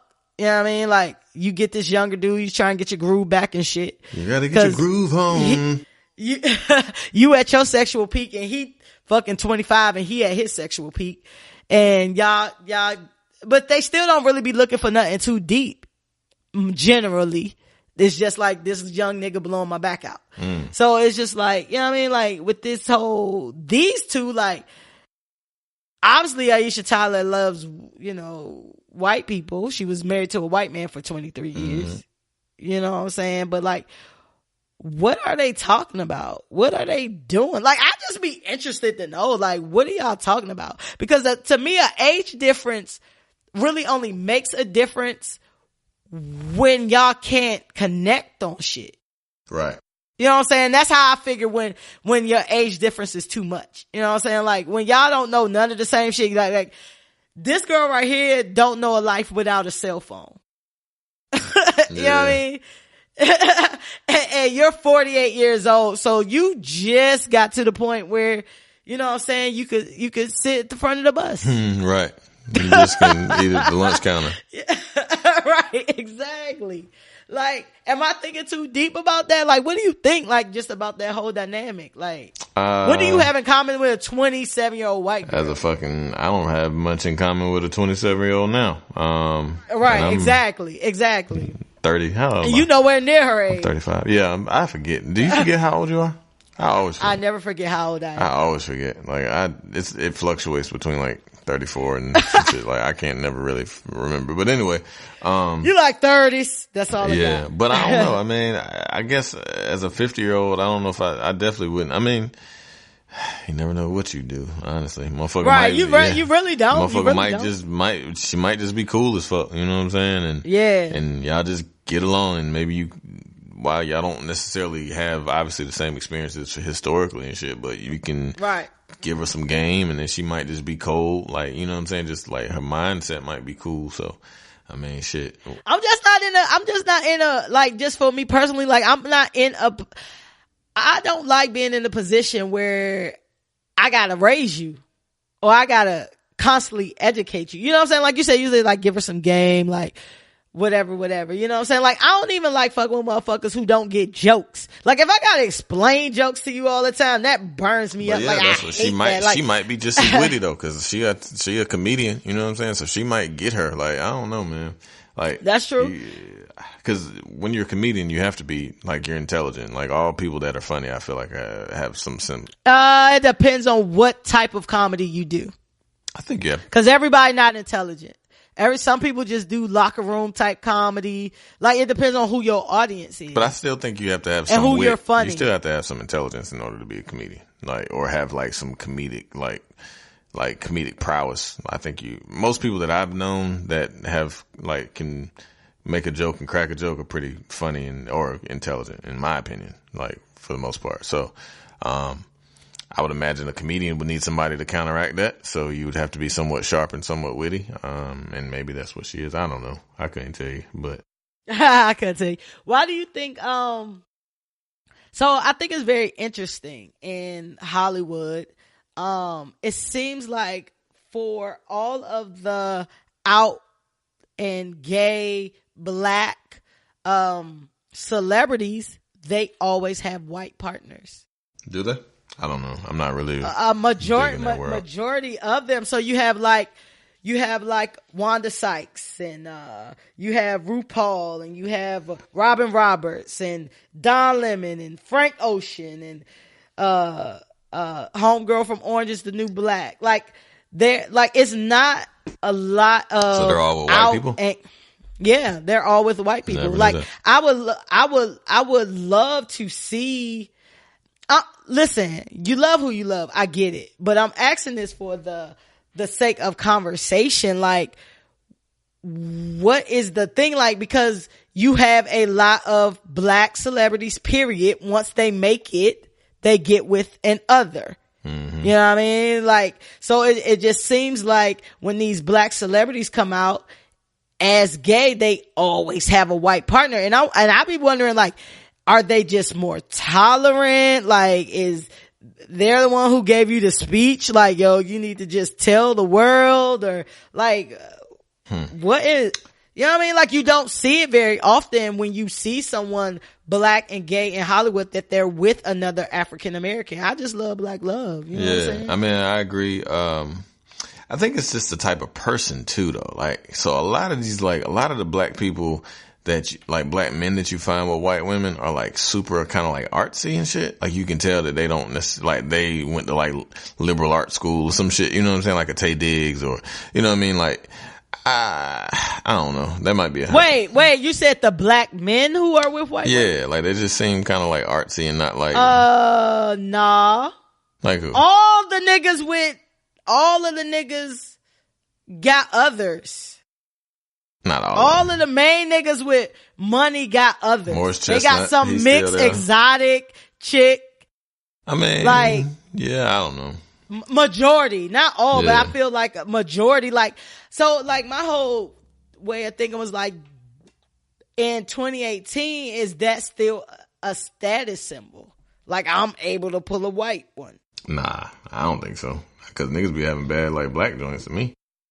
Like, I don't know. White people just don't. I don't know. I'm stumped. I'm trying. Like, I can't really. Like, I'm stumped. I don't want to talk about this. I don't because I don't know. I feel mad uncomfortable in my swirly. Yeah, not even that necessarily. I just don't really. I guess I really don't give a fuck. You know what I mean? Like, I don't know. This is a podcast, so we just be talking about Yeah, shit. I know. I just really can't like articulate myself well enough to like, because I don't think I really have a thought about it. I've never really thought about it. I don't really give a shit. I just think like I love black women. I think black people, black love is a beautiful thing. My mom and daddy were black, obviously. Yeah. And been together for a long time. I know a lot of black couples that have been, and I mean, but at the same time, like I like it's some Puerto Rican women that are beautiful. It's some mixed women that are beautiful. Like, oh no, there are a lot of, yeah, I mean, there are a lot of beautiful women. Yeah. Period. And it's just, but you know what I'm saying? It's just very interesting that once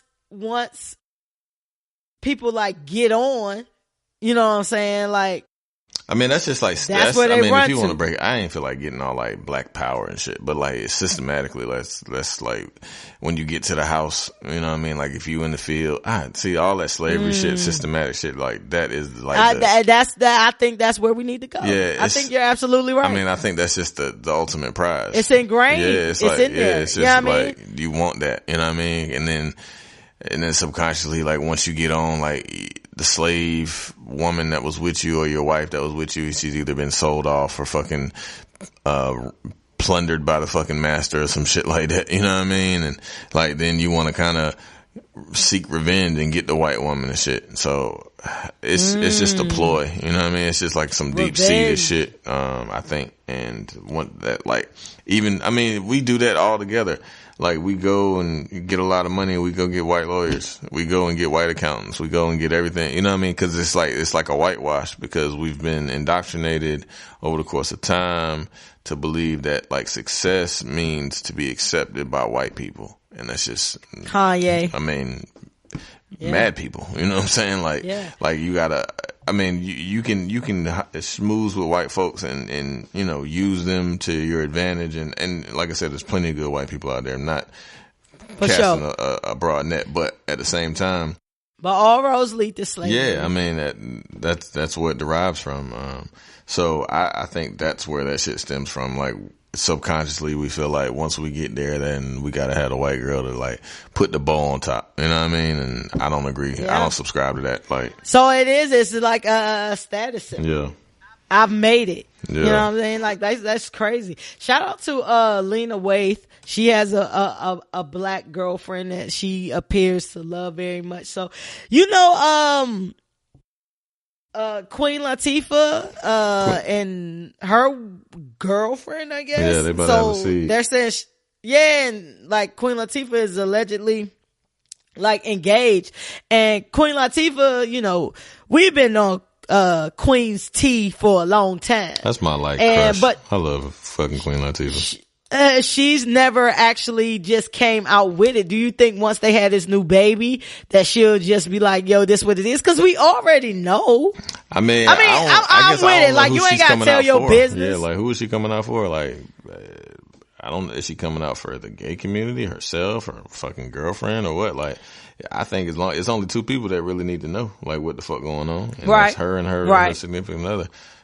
So I don't really care if she comes out or not. I still love her. If she wants to come back, if she wants to come home. I don't really think of it as coming out because we already know I don't get the whole coming out thing, but that's another topic. But like just for her to be joyous, like, yo, I just had a baby. You know what I mean? Like, she's never given us anything. Like, we've seen the picture. She done had some bad chicks. You know what I'm saying? Like, this one, she got whatever. She pretty lady. Yeah. Jeanette Jenkins was bad too, the trainer. I don't know her. That she was with for some years. Look her up. She was bad too. I just wonder, like, is she gonna be like, yo, like, this is what's going on in my life? I mean, well, I watch Star. I don't know how many people watch Star. I mean, it's still on, so I guess some people watch it. Right. You know what I'm saying? But, never watched it. I hate seeing Queen Latifah do roles where she's played somebody love interest, cause it just don't come off natural. Like, it looked weird. Like, she was fucking with Lance Gross. Think of Lance Gross and fucking Queen Latifah. It's an odd pairing. Common and Queen Latifah. That was good. Like, They it's did odd. a It good feel job. awkward. I don't give a fuck what you talking about. They did. Nah, that shit was trash. That shit was good. I like that movie. That shit was hella trash. Just Right was a good movie. That was trash. That movie was trash. I liked it. Common was trash. Queen Latifah was trash. They did a great job. That whole Black Excellence. Felicia Rashad. She did awesome.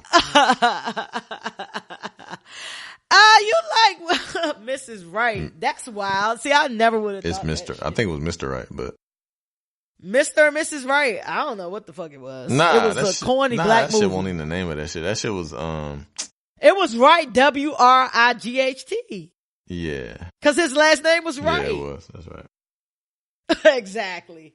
How you gonna give that shit 5 stars and you don't even know? It was a good movie. Y'all watch that with me here. I'm not ever watching that shit again. Common be getting some good roles and some shit be trash. Where I was like, it's not believable. But he did do a good job in The Hate You Give. I told y'all to go see that. You go see that shit yet? Nah, I ain't had a chance to go to the movie. Oh, okay. I feel you.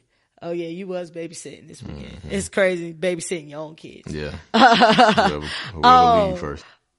Aisha Tyler and her new 27-year-old boo thing, Swirly boo thing. Is that lit or shit? It's lit. Shout out to them. Hey, I'ma just say it's lit cause you was tied down to some white man for 23 years. You might as well get some young cat. Mm-hmm. You know what I mean? Cooter. Get some rejuvenated shit. Some rejuvenated. You know what I'm saying? It might not be as good for Emily Bet Richards cause you 48, but she with it. Yeah. You with it. Yeah. Do the shit. Queen Latifah, we want to see your baby, and we want to Queen Latifah. See you gush about your. He loves you, She's Queen fine Latifah. To me, man. She's always been very pretty to me.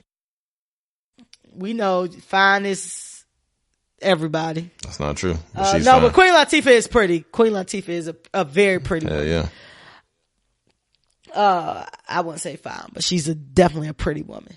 DJ Mustard. Shout out to DJ Mustard. He proposed to his longtime girlfriend, Chanel Theory, over the weekend. They've been together for over 8 years, and DJ Mustard dropped $500,000 on an 18-karat engagement ring. Shout out to Mustard. That's a lot of money. I think that is super. The reason that this story struck me, was because I think it's super dope when niggas, going back to what we were just talking about, when niggas marry women that look like regular women. Oh yeah. And that's not saying that she's unattractive. She's a pretty girl. She just looks like a regular girl. Like, she's not quote unquote exotic. She don't look like she got a whole bunch of augmentations. She don't look like she fucking 21 years old. Like, she looked like a regular woman that's attainable for DJ Mustard. Yeah. Even if DJ Mustard was not DJ Mustard, she looked like a woman that would have been down for him regardless of him being DJ Mustard or not. And I feel like we need to applaud that. You know what I'm saying? Cause again, going back to the shit we was just talking about, niggas get to a certain status and then they go for this certain type of chick. A chick that's half their age, that they have all this augmentation, that's quote unquote exotic. You know what I'm saying? That's just with them basically because they got money, knowing you look like this. You would not be able to get this girl 9 times out of 10 if you did not have money. Yeah. You know what I'm saying? Like, so I just want to shout out DJ Mustard. Mustard on the beat, huh? How much would you have to spend $500,000 on a ring? Like, how much money would you have to have for that to be like a regular expense? Well, I didn't hit the lottery last week, so it had to be I tried to, bro. that. I don't know. That's a lot of money. It had to be like a Billy. Honestly, I wouldn't even know if, like, that's a lot of money to have on somebody's hand. You know what I'm saying? Like, I was thinking about that too. I don't know if, like, my wife would even want That's something not like safe. that. Yeah, that's not safe. Like, motherfucker run up on you, see that big ass rock. Like, I mean, you can give a nice rock. Take your whole hand off. Yeah, off. take a whole fucking hand off on the strength of that shit. Like, I don't know. I mean, I can't obviously tell nobody. I probably would spend, I need to buy my wife another ring, as a matter of fact. I don't know. How much would you have to have? Yeah, like, that's right. How much would you have to have in order to spend $500,000? Oh, I'd have to be up, like 30, 50 million, 30, 40 million type shit where $500,000 ain't shit. You know what I mean? Yeah, I feel you on that because I looked up like DJ Mustard net worth. 1 million. Yeah, so, we going by the internet. I'm just going by celebrity net worth. They says, DJ Mustard net worth is $8 million. $500,000 is too damn much to be spending on a ring and I say only because it's $500,000 and you only got 8. Mustard probably got more than 8 million though. That nigga got mega like number one hits, like number one. But you don't know how them percentages be breaking down though, bro. And then like with producers and shit, they be getting, I don't know how Mustard contracts and shit set up, but like for producers and shit like Mustard is, they get their money off the top. Like they get they $250. I'm pretty sure they fucking tie in residuals and shit, cause and then you get your publishing, like you get money for all that shit. So that nigga, but niggas be having mad expenses. I think like niggas be getting caught up on like the shit niggas be having, but niggas be spending mad money and niggas be having mad expenses. I mean, I don't know if Mustard only got 8. That don't seem plausible. That nigga been like, he got like 10 to 15 number one hits type shit. Like number one, like pop hits. You know what I'm saying? Like they still be playing. Like, I don't know. But I was expecting to see at least like 15. Yeah, that's what I'm saying. Like, I think that nigga got way more than fucking 8 million. But I ain't in the business of counting niggas' pockets. But I don't know. I don't know if I got 8 million. I don't know if I'm spending fucking. I'm definitely not spending $500,000 if I only got 8. Yeah, no. If you got 8 million, how much you spending? Probably spend about 50, 100? 60. You know what I'm saying? Oh, I spend 100. I'd rather just buy like a net. Like, I don't know. I'm practical. Like, I'd rather buy a big ass fucking, like, put that shit into the crib. Like, build another outhouse or buy another house or something. But, I mean, I need to buy my wife another ring, so I'm gonna spend some more money on that shit. But it ain't gonna be $50,000. If you're listening. How long y'all been married? Kids will be 6 this year, so 7. It's 6 years. It'll be 7 coming up. We've been together for like. So what you gonna get it for the 10? I don't know. I might just get it. I might just be doing shit. Like I might just get it. I don't know. Oh, that's what's up. That's what's up. But then when the 10 come around, you gonna have to do something better. So just, how niggas be. Don't wear out all your good thoughts early and then dry out. That's true. I don't know. We'll see what happens then.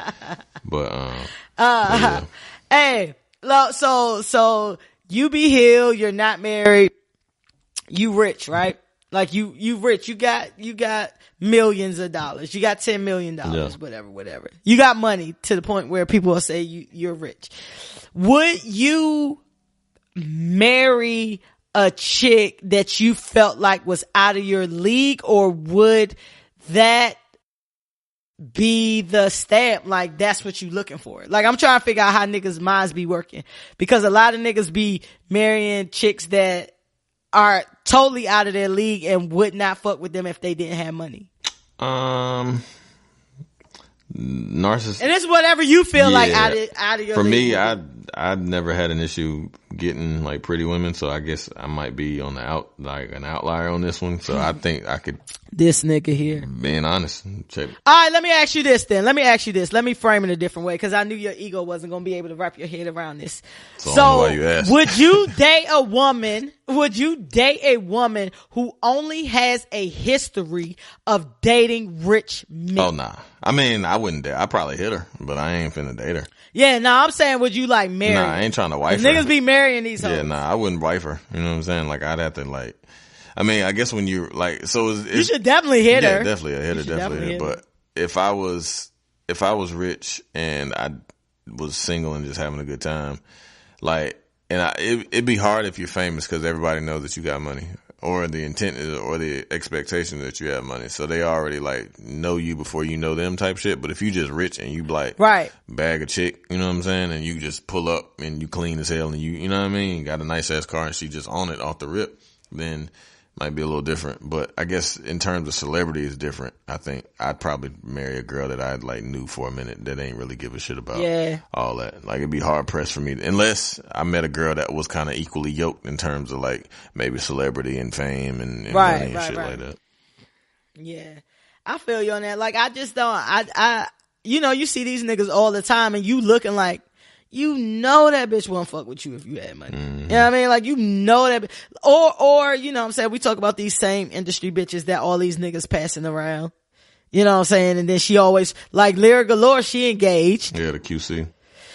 That is crazy because nowadays, in the age of social media and all of that, these young, cause Lyra young as fuck, these young girls are being bred to do this. This is their occupation. You know what I mean? Their goal is just to find a rich nigga. And some of these niggas be ugly as fuck. Yeah, QC's a funny looking nigga, boy. Yeah, he funny looking as fuck. Like, it be a lot of ugly niggas. So I'll just be like, how do you lay there at night? Like I don't know how a man's mind works. So it just be like, yo, how you hype you got this bitch and you know she wouldn't fuck with you if you didn't have bread? Yeah, I mean, I guess. I mean, I know plenty of niggas now that like ugly niggas that get bitches, you know what I'm saying? They got money and shit. So that's just how the game. They got money. Mm-hmm. Yeah. They ain't rich. You know what I'm saying? Just how the game. And it's different, you know what I'm saying? Like you said, like you just hitting them or whatever, but some of them be falling in love, you know what I'm saying? And she like, all right, secure the bag. Yeah. I mean, she was fucking with Ross. I mean, clearly she doesn't have like she's not, you know what I mean? She's like, oh, she like fine niggas type shit.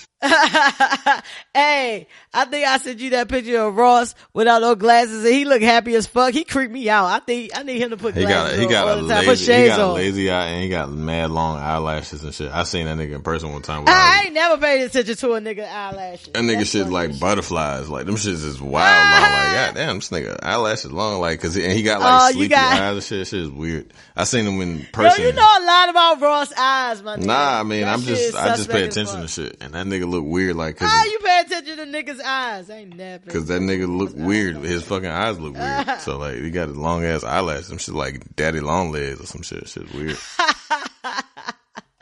Oh shit. Oh and man. He slew footed and shit. Bitches ain't shit. He all fucked up. Ross, but I feel like Ross probably got a little swag. Oh nah, Ross. That's all Ross is swag. Like that makes. He turn you on? Yeah, he definitely gets me going. All right, the long eyelashes. But that's all he is swag. He fat and got a funny shaped neck and head and shit. You gotta have swag. Damn, funny shaped neck. Hey, listen, if Ross ever fucking cut that beard off, it's over. That nigga ugly as fuck. Ricky Rose. That chick he fucking with look a little manly to me too. His baby mama, I heard he got her pregnant again. Oh, wow. The trainer or whatever. She give me Serena vibes. Like, she a thick girl, like a muscular looking girl. She probably run track or something. Yeah, she a trainer. Like, she a fitness trainer or whatever. Right. Yeah, but she, like, you know, Rosta had some bad ones. She ain't one Lyra Galore ain't really that bad to me. Like, I don't know, Bro, out of all the bitches cool. you sit, you don't think Lyra is... I mean, she look young to me and she act young to me, so that turned me She cool. on. I mean, she ain't like gorgeous drop dead. Like, Miracle Watts look way better than her. No, Miracle Watts is dope. Yeah. Like, Lyra Galore ain't all that. I mean, she got a nice body, but she ain't like fine. Malaya is not. Malaya look way better than fucking Lyrical. Malaya is not. She look fat to me. She got fat arms too. Nah. Like she cook a good mac and cheese. Yeah, Malaya right. I love Malaya. She look way better. Wrong. She look way better than fucking Lyra to me. That's just me though. Nah, that's just you. And most niggas that motherfuckers. I mean, all niggas need is a warm hole anyway. Ain't really, niggas' opinions really ain't that high. You know what I mean? They don't need a lot. I don't know. Mustard getting engaged, little shit. Shout out to that black brother and his black beautiful woman and all their kids. Queen. That's what's up. I think that's super lit. Last one, quick jump. And this actually happened last week, but we didn't get to it. But I wanted to know, this is another one about how a man's mind works.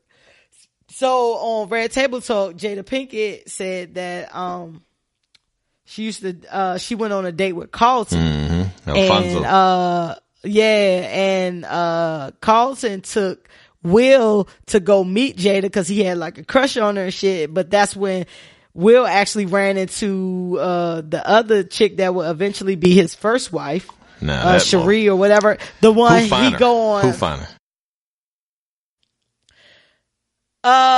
Cherie is finer. That first one is bad for sure. But Jada Pinkett is not really my tea. Like she don't really. I think that she is an attractive woman, but that's crazy. Jada Pinkett give me like butch femme tease. Like she seemed real lesbian to me. Jada Pinkett. She fine as shit to me, but that first one is like she's drop dead gorgeous. Jada's very like Jada fine. Like she's definitely a 10. Yeah, but that Jada's first one, pretty. I think she's pretty. You always saying fine, dog. You gotta stop saying fine. Nope. Everybody ain't fine. She's my definitely nigga. fine. Is she fine to me? Everybody I'm not asking fine. you how you feel. I'm telling you how I But feel. you say everybody is fine, so there's no tiering she's system. Fine. I don't give a shit what you're saying. Like she's fine. Everybody can't be fine. If everybody's fine, then nobody's fine. To you. Jada Pinkett is fine. Queen Latifah fine. Brat fine. This man motherfuckers I find fine. And we differ on opinions, and that's fine too. Word up. Like how you gonna put Queen Latifah, Miracle Watts fine too. The Brat and Malaya, Jada Pinkett, all in the same category? That shit wild to me. But go ahead, talk your shit, bro. What was I talking about before I was rudely interrupted? I don't need no. Everybody fine, the world fine. Yeah, motherfucking Hillary Clinton fine. Nah, motherfucking. Motherfucking everybody in my friend circle that you love, they fine. Everybody fine, like everybody not fine, my nigga. Like I don't understand how everybody on the same. I don't say all your friends are fine. I definitely didn't say that. Go ahead. So Jada Pinkett went out with Carlton. You was talking about Jada Pinkett was fine. Oh yeah. And so my question. Oh yeah. What My question that I was getting to was, so they eventually got together. Like, is that bro code or nah? Like, when does bro code kick in? That shit don't kick in until like if that's your girl, then like if a date and that's your girl is two different things. You know what I'm saying? Okay, like, talk about it. Shit, if I take her out on a date and bring her back to the crib, if y'all see each other out and it really won't nothing, then she fair game. Like, you know what I'm saying? Like that shit ain't nothing. Okay. But like when she my girl and like we put even that's kind of like iffy. You know what I'm saying? Like if y'all each other boyfriend and girlfriend and y'all ain't got no kids and y'all ain't married and y'all break up, I mean, you know, you'll date your homie joint? Not like his girl that he was with for mad long, but if it was like 6 months or something. What if he was just he was with her for a year, they broke up? Depends on how close we are as friends. Me and my homeboy, and then like he said Carlton his mans. Yeah, they just went on a date. I mean, that's the way, right? They just went on a date. Theirs wasn't like I they think weren't they like going together and shit. You know what I mean? But I mean, I haven't really done. Is Carlton married? I don't know. Has he ever been linked to anyone? I think this is the first woman I ever heard him linked to. I think he got a kid. Let me see. I want to say he got a kid. Caitlyn Jenner got kids. What's this nigga name? Alfonso Ribeiro. Is it? Let's see. Yeah, Ribeiro. That nigga been in the game forever. Kids. Let's see if he got kids. Kids. Well, I think that I just think that is interesting. Well, I think that's interesting fate when would it have kicked it. It's a white lady. I believe it. I believe it because any nigga that you think might be gay, if he ain't gay, he with a white woman. Well, he got an older black daughter too, though. I don't know. Word? I don't know if she. I don't know. I'm interested. This is interesting. His fucking wife is so trash. Man, what the fuck, His man? wife is so trash. His daughter pretty though. That's funny. But I don't. She can't be by her because no. I'm sending it to you, but that shit was weird. Look up Alfonso Ribeiro's wife. She ugly as hell. If you're out there and listening, that shit. Yeah, man. You hell no. Ribeiro. Hey, I put in Alfonso Ribeiro and then wife came up real quick. Yeah, it's not. She's not attractive, boy. Images. Let me see what she look like. His little girl, she pretty. Ooh, she look like she could be Drake baby mom. She is garbage. Shit. Ooh, she don't look like Drake baby mom in the face. She ugly as hell. Yeah, she look like. Oh man. Oh, she ain't fine too. Oh no, she don't. She ain't white chocolate. She doesn't get there. She does not get there. Yeah, I would see him if he's not with a man. I could definitely see him with a white woman. Yeah, no doubt. I could definitely see that. Because he's not. I never thought of Carlton. about it before. That's the only reason. I ain't never seen him not act like Carlton though. He is like. So I think Carlton is part of his personality. He is mad clean, like in turn. You know what I'm saying? Like he don't ride the fence at all. Like you remember you said like niggas like Tay Diggs and all that. Yeah, like mad liberal artsy and shit. You know what I mean? Yeah, like because I feel like it's certain dudes that. And like you'll hear Tay Diggs talk about it as well. He said black women didn't like him. Yeah. So that's why he started dating white women. Cornball, brother. Because he said black women didn't like him. And black women, like, historically don't really like, for lack of better words, like soft men. Yeah. You know what I'm saying? And these days, chicks talking about they down with, you know what I mean, bisexual men and all that. So I guess the tides are turning. Wow. But, you know, that's very interesting, but I would peg him with a white woman. As far like it's just interesting to me, like when the code kick in, you know what I'm saying? Because like I guess like one day it really ain't nothing, you know what I'm saying? Because like I would just be wondering when that shit kick in, you know what I'm saying? Because it's been situations where, you know what I'm saying, like friend of mine might went out with somebody or whatever. And then, you know what I'm saying, trying to holler at me. I'm like, oh, nah, you went out with the homie. Like, it don't matter what it materialized into. You know what I'm saying? Like, you went out with the homie. So, I ain't really, I don't know. I just kind of like exclusive shit. That's probably on a fresh thing. You know what I mean? Like, if you like somebody else or it's too much of a connection where y'all might have talked and did all that shit, whatever, and it might have materialized. Like, I'll be off it for real. Yeah. So I just wanted to know, like, when does bro code kick in? Because he took Will to go meet Jada. I could never see Jada with motherfucking Carlton. Yeah, nah. That shit wouldn't have worked. That's why you already know, like, that shit wouldn't have worked. She used to go with Pop and shit. You know what I mean? Like.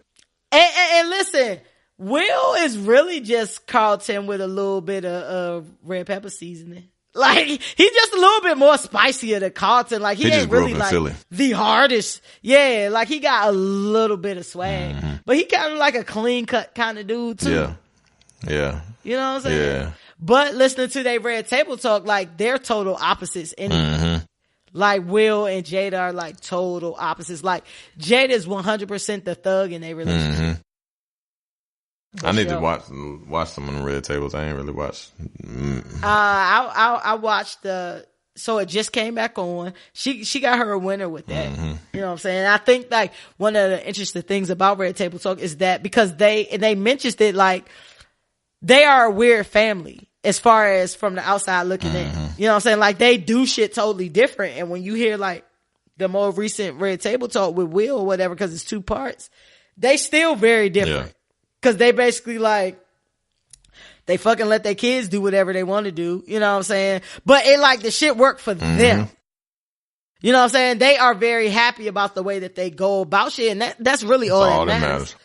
You know what I'm saying? That's really all that matters. But like, they are very different, and they denounce that they are not Scientologists or they are not swingers. I saw that. But based on what Jada's saying, like, they not far from swingers either. Yeah. Like, it leaves some room for interpretation. A little gray, huh? A little gray. It's a little gray up in that joke. You know what I'm saying? Carlton and Will marrying Jada after she went out with Carlton, Alfonso Ribeiro with the Drake wife. Is that lit or shit? I guess it's lit. I mean, I ain't got no problem with it. Yeah, it worked out for them. Yeah. You know what I mean? So I guess it's lit or whatever. You ready to get into some ain't shit into Who naked? Who naked?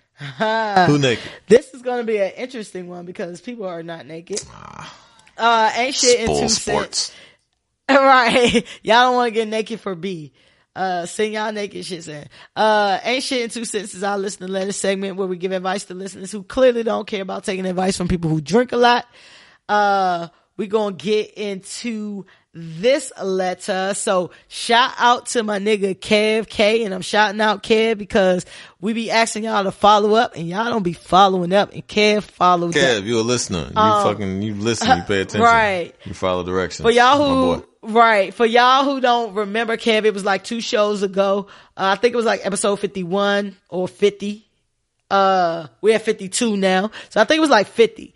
And Kev was asking us, should he talk about the pillow talking that he had with his girl because, his homeboy was dating his girl's sister, and his girl's sister fucked her ex-boyfriend, and he didn't know if he should tell his mans or not.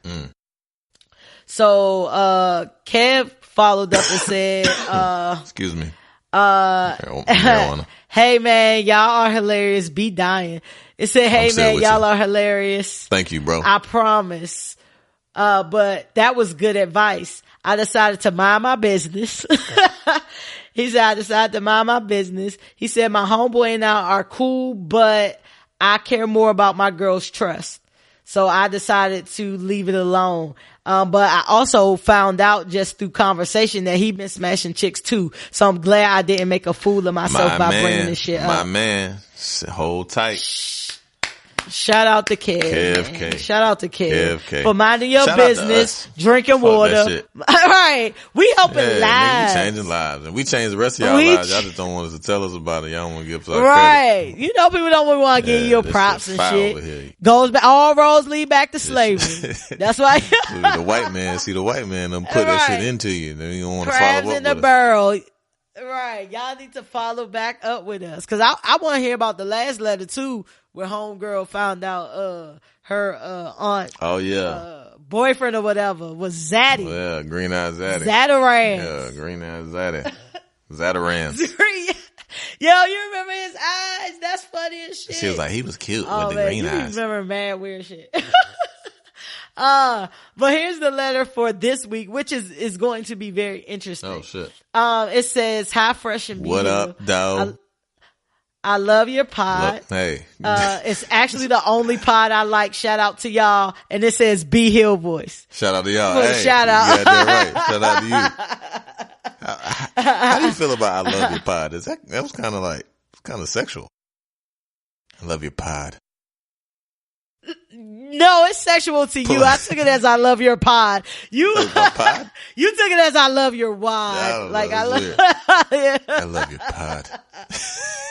I felt like she said that shit like with one of them cigarettes. And this is a guy. Like one of them, like, you know, them old school cigarettes. They used to had a cigarette holder and shit. And she had like some red lipstick on with a fucking, like a beauty mole. And she was smoking a cigarette. A beauty mole. And she had like the bang cut out and shit. Like she was sitting in the corner like, I love your pod. All right. What's the question? Something is wrong with you. Something is wrong with you. I'm high. The weed done kicked in now. All right. That makes sense. Yeah. It says, I hear y'all debate on music a lot. Yeah. I wanted to know if y'all could rate Jay-Z, Lil Wayne, and Drake. And these are the categories I want you to. I've been trying to produce the show. What the fuck? Right. Everybody don't have questions about their relationship. Yeah, that's cool though. So he has 4 categories, and this is from Brian. And his category is best lyricist, best discography, most timeless music, and most impact on the culture. So the way that I read that is who would win in each of these categories, I guess, for each one of us. So, and your choices is Wayne, Hove, and Drake. So, Brian, so best lyricist. Best lyricist. Or you want to say best lyricist for last? He put them in order. That's fine. We can. Who's the best lyricist for you? That is literally like it's hard because these are great lyricists. That is like picking a fucking baby. Fuck. I was gonna say who more lyrics I know more, but that's between Jay and Wayne. Who edges out there? Fuck, man. Best lyricist is Wayne. Fuck it.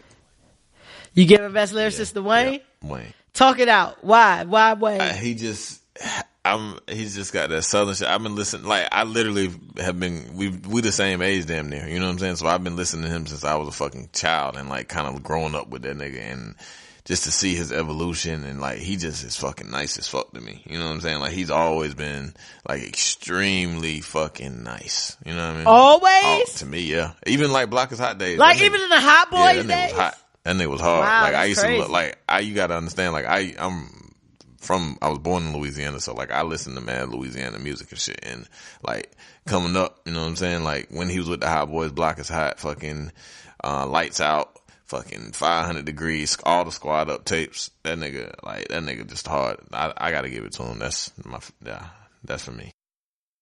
All right. I know you gonna say I'm giving my shit to Hove. Yeah. Of course I'm giving my shit to Hove. But I can tell you why I'm giving my shit to Hove. I feel like in the best lyricist category, if we're talking about these three people in particular, I don't feel like Drake is in the running. Out of these three people. Now, that don't mean Drake ain't cold as a bitch, but when we talking about these three people, it's between Wayne and Hove. Yeah. And y'all know Hove, my nigga, but I can critique Hove as well. But I feel like Hove has always been consistent. You know what I'm saying? Like, Hove has been consistent from the first fucking Reasonable Doubt to now. Like, he's always been consistent. Me personally, I don't feel like Wayne has been consistent. I feel like Wayne fell off a lot. I feel like Wayne fell off until recently when that Carter 5 came out. But I feel like it was not due to him not having the talent. I just feel like it was drug induced and just oversaturation. With Wayne. But I feel like the other reason I feel like Jay is just that nigga, because I can listen to a Jay album or a Jay song that I've heard a zillion times and find some new shit, or find a new way he flipped that shit that I never thought about it before. You know what I'm saying? Or it might just be that I know more information about Hov. Now I know what this bar actually means. You know what I'm saying? Or how he flipped that shit. Like, I feel like Hov shit is just like the way he deals with words and he deals with music is just unmatched to me. So I'm going with Hov for best lyricist. No wrong answers here. Right. Best discography. Who you going with? Fuck. I'll give it to Hov. I'll give it to Hov. By a slight margin, but yeah, I'll give it a Hov. Talk it out.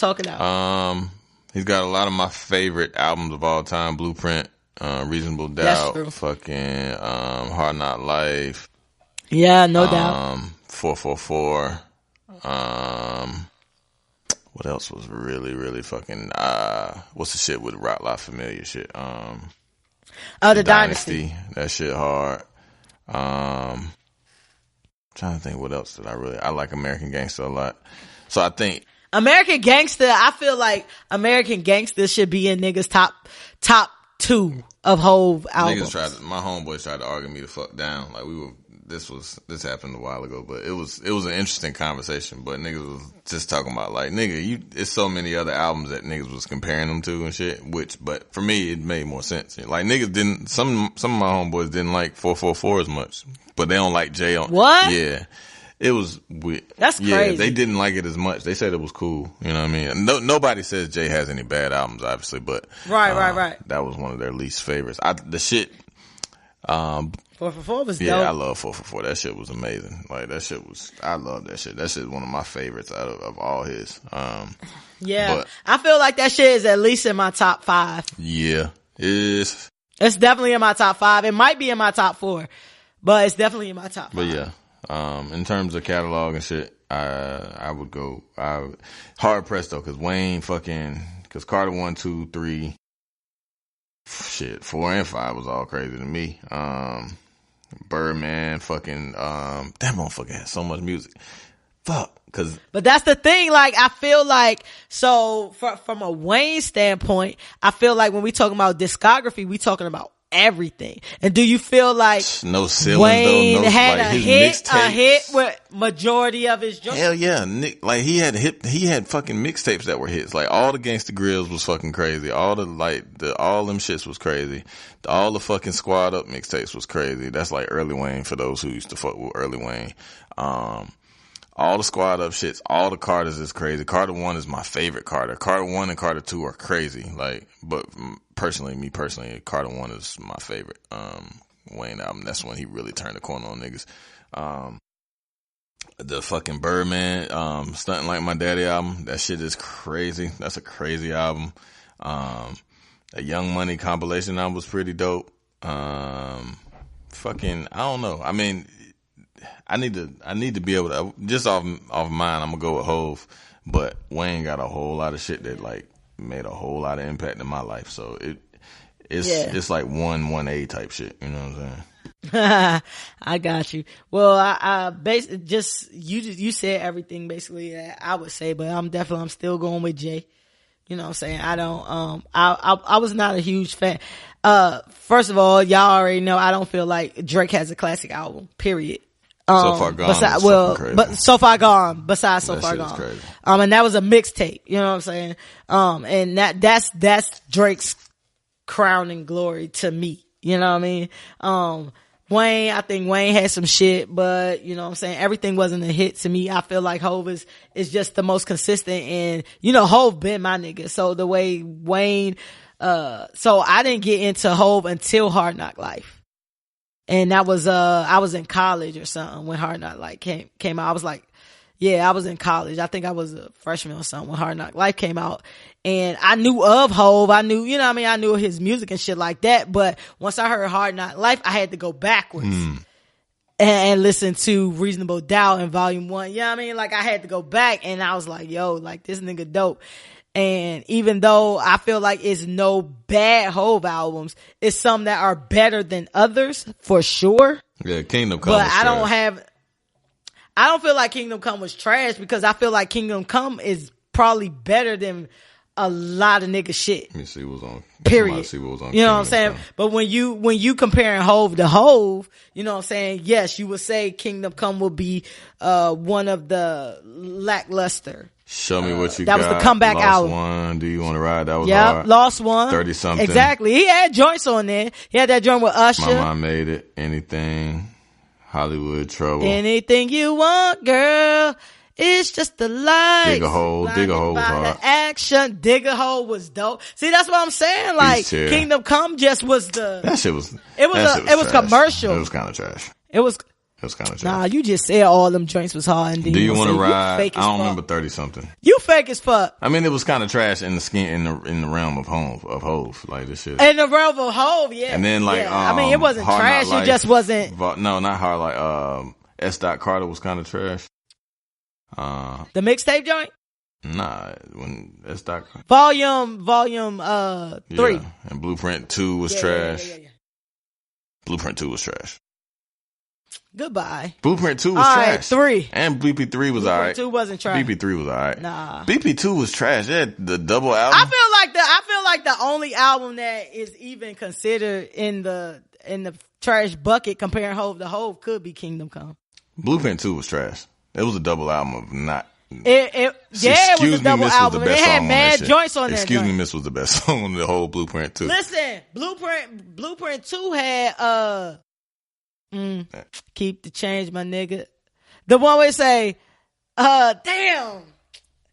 I hear the song in my head anyway. I ain't gonna need bore y'all with me thinking this shit through. But anyway, all right, so best discography, we both gave that to Hov. Most timeless music. Who you think music gonna stand the test of time? Motherfucker. I'm gonna go with Drake. I want to say Drake. Drake got them babies. Okay. Like Drake got them babies. I mean, whole shit. Yeah, his shit definitely for the 40 plus and up. Like definitely. But I think Drake got that shit that like babies at this point. Like my kids singing fucking Kiki, Do You Love Me type shit, and they're gonna, you know what I'm saying? Like so that shit is gonna sound off. But your kids is growing up now. That's why they singing Kiki, because that's the hot song and now. That's been he's got. If your kids was growing up, my point is that he's got 10 years ago. 10 years ago, he still got Baby You the Best and all that shit. My point is that his music is gonna like transcend. You know what I'm saying? Because he's like Drake's in a weird space that he's like.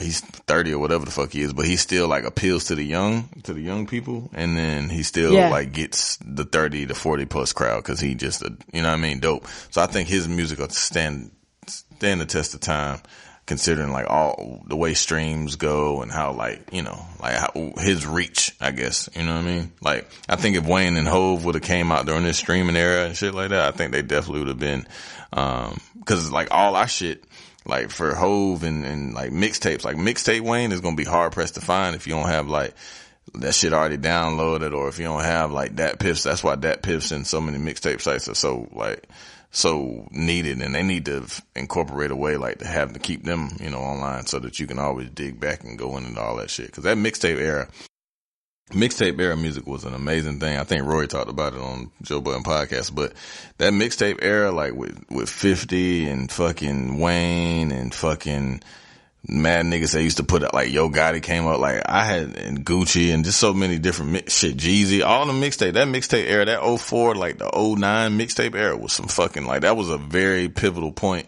Shit, even with Drake fucking So Far Gone, you know what I'm saying? Like that was a very pivotal point in hip hop that I don't know if it's going to be remembered in time, like that, the significance that it should be. You know what I'm saying?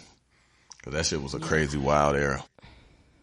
So I'm giving my shit to Hov again, only because we're predicting Drake and we already know what Hov has done.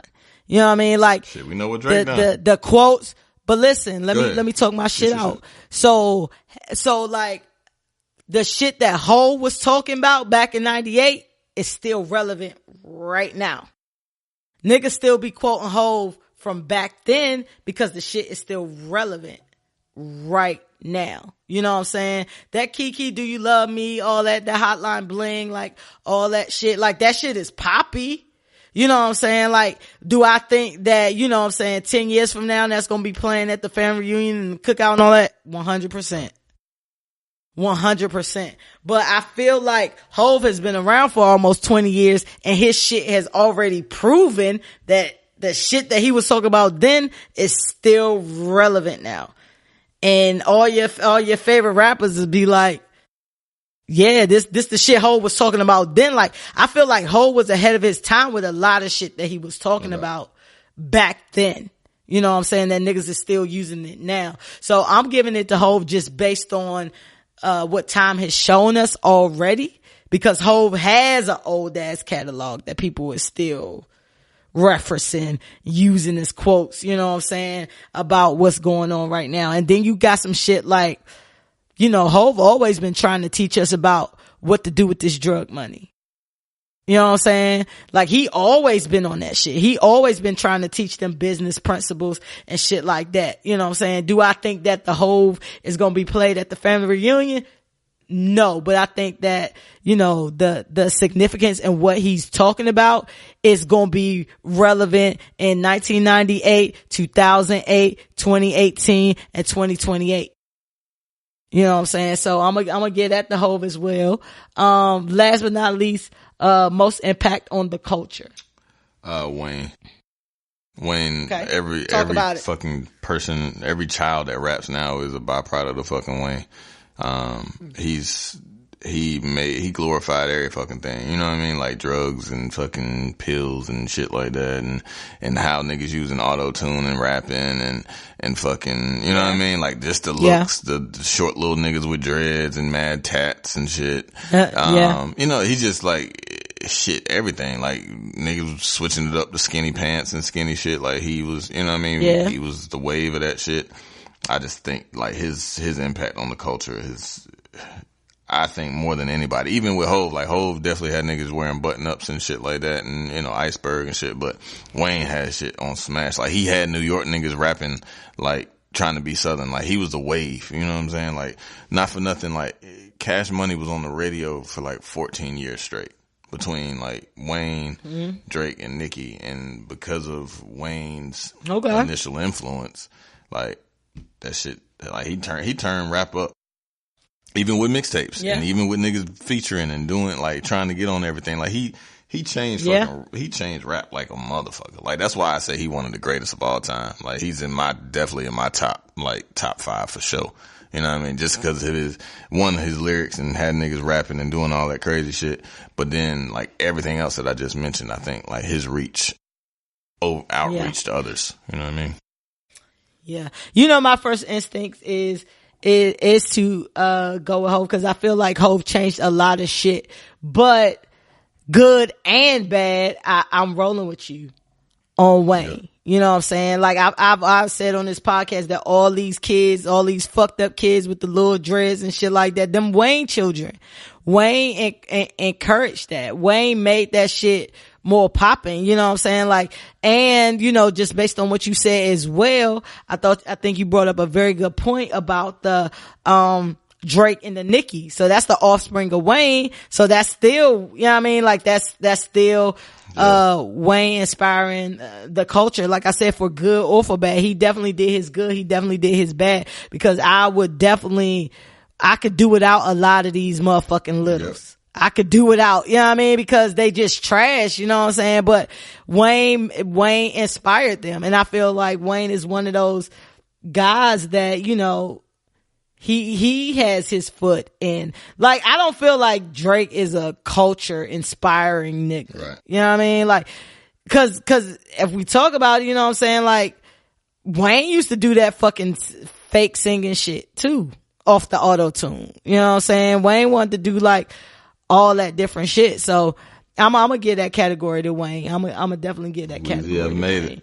Shout out to Weezy. So I had 3 Hovs and 2 Waynes, and I think you had 2 Waynes and 2 Hovs. I had Jay. I had Drake for the last and Oh, you gave Drake Timeless? Yeah. Oh yeah, that was trash. All right, so you had 2 Hovs, 1 Wayne, and a Drake.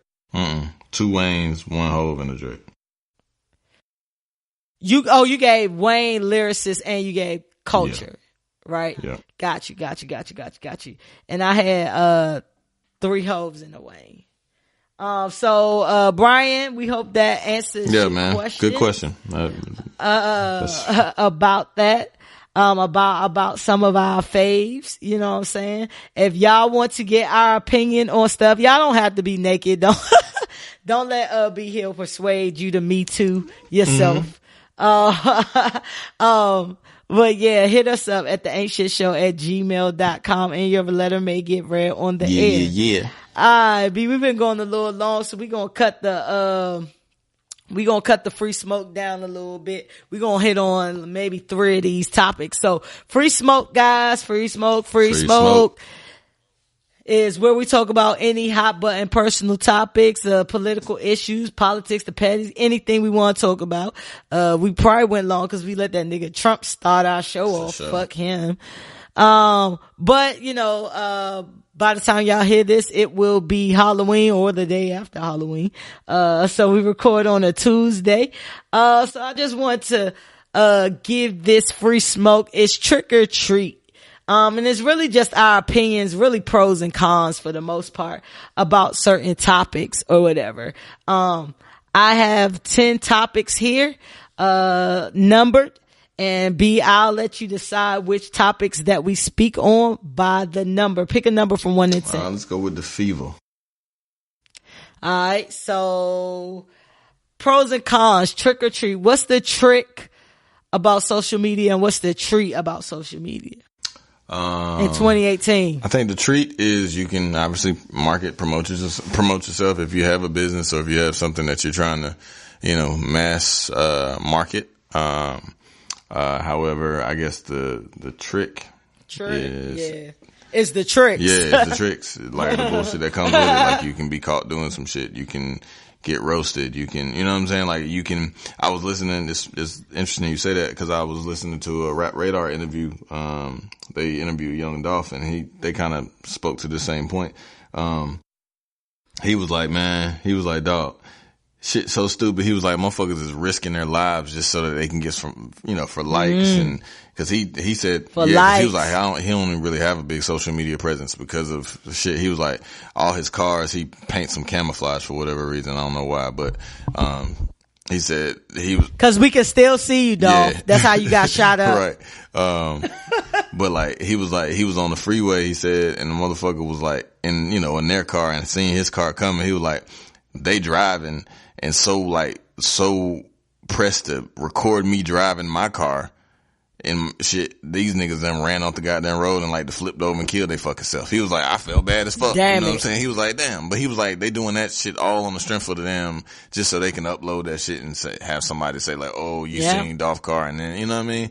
So that's the trick, like, I guess to it. Like that shit, it's consuming people's lives to the point where, motherfuckers can't even think straight, me included. Like, I always fucking touch my phone and I really want to stop. Yeah. And I hate it, but I'm always looking at my phone.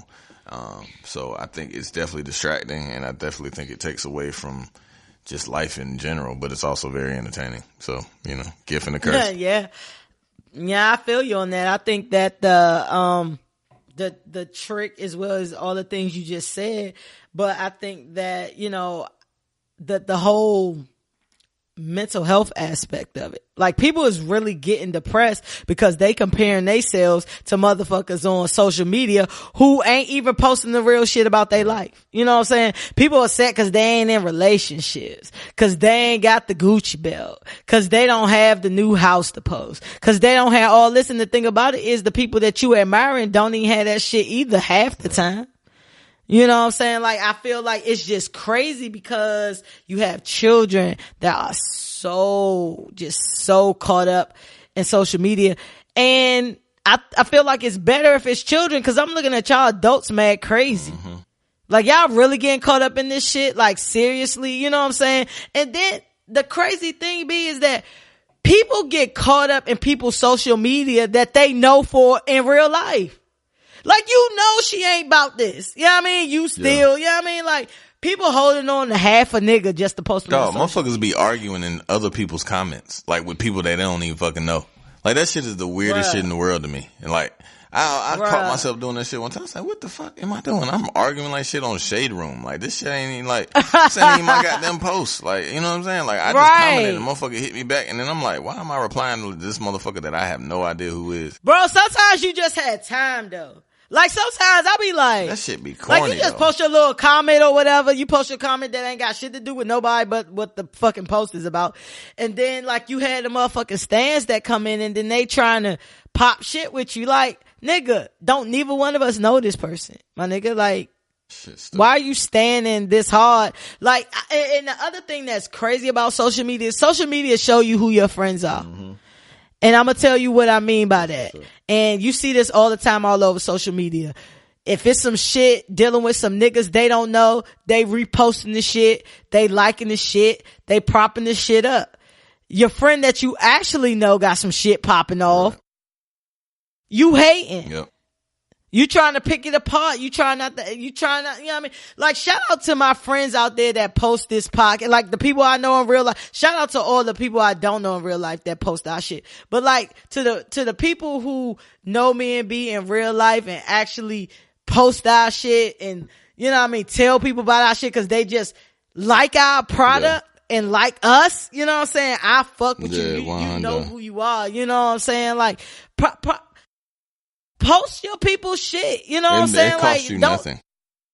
It costs you nothing. And the motherfucker, that's, you know what I'm saying? Like, I had seen a video with Ross and he was at a radio station. He was like, if a motherfucker won't even like a picture, like you can't expect a motherfucker to like put you on to help you out with your fucking car. Like, you know what I'm saying? Like if you won't even go, like that shit costs you nothing.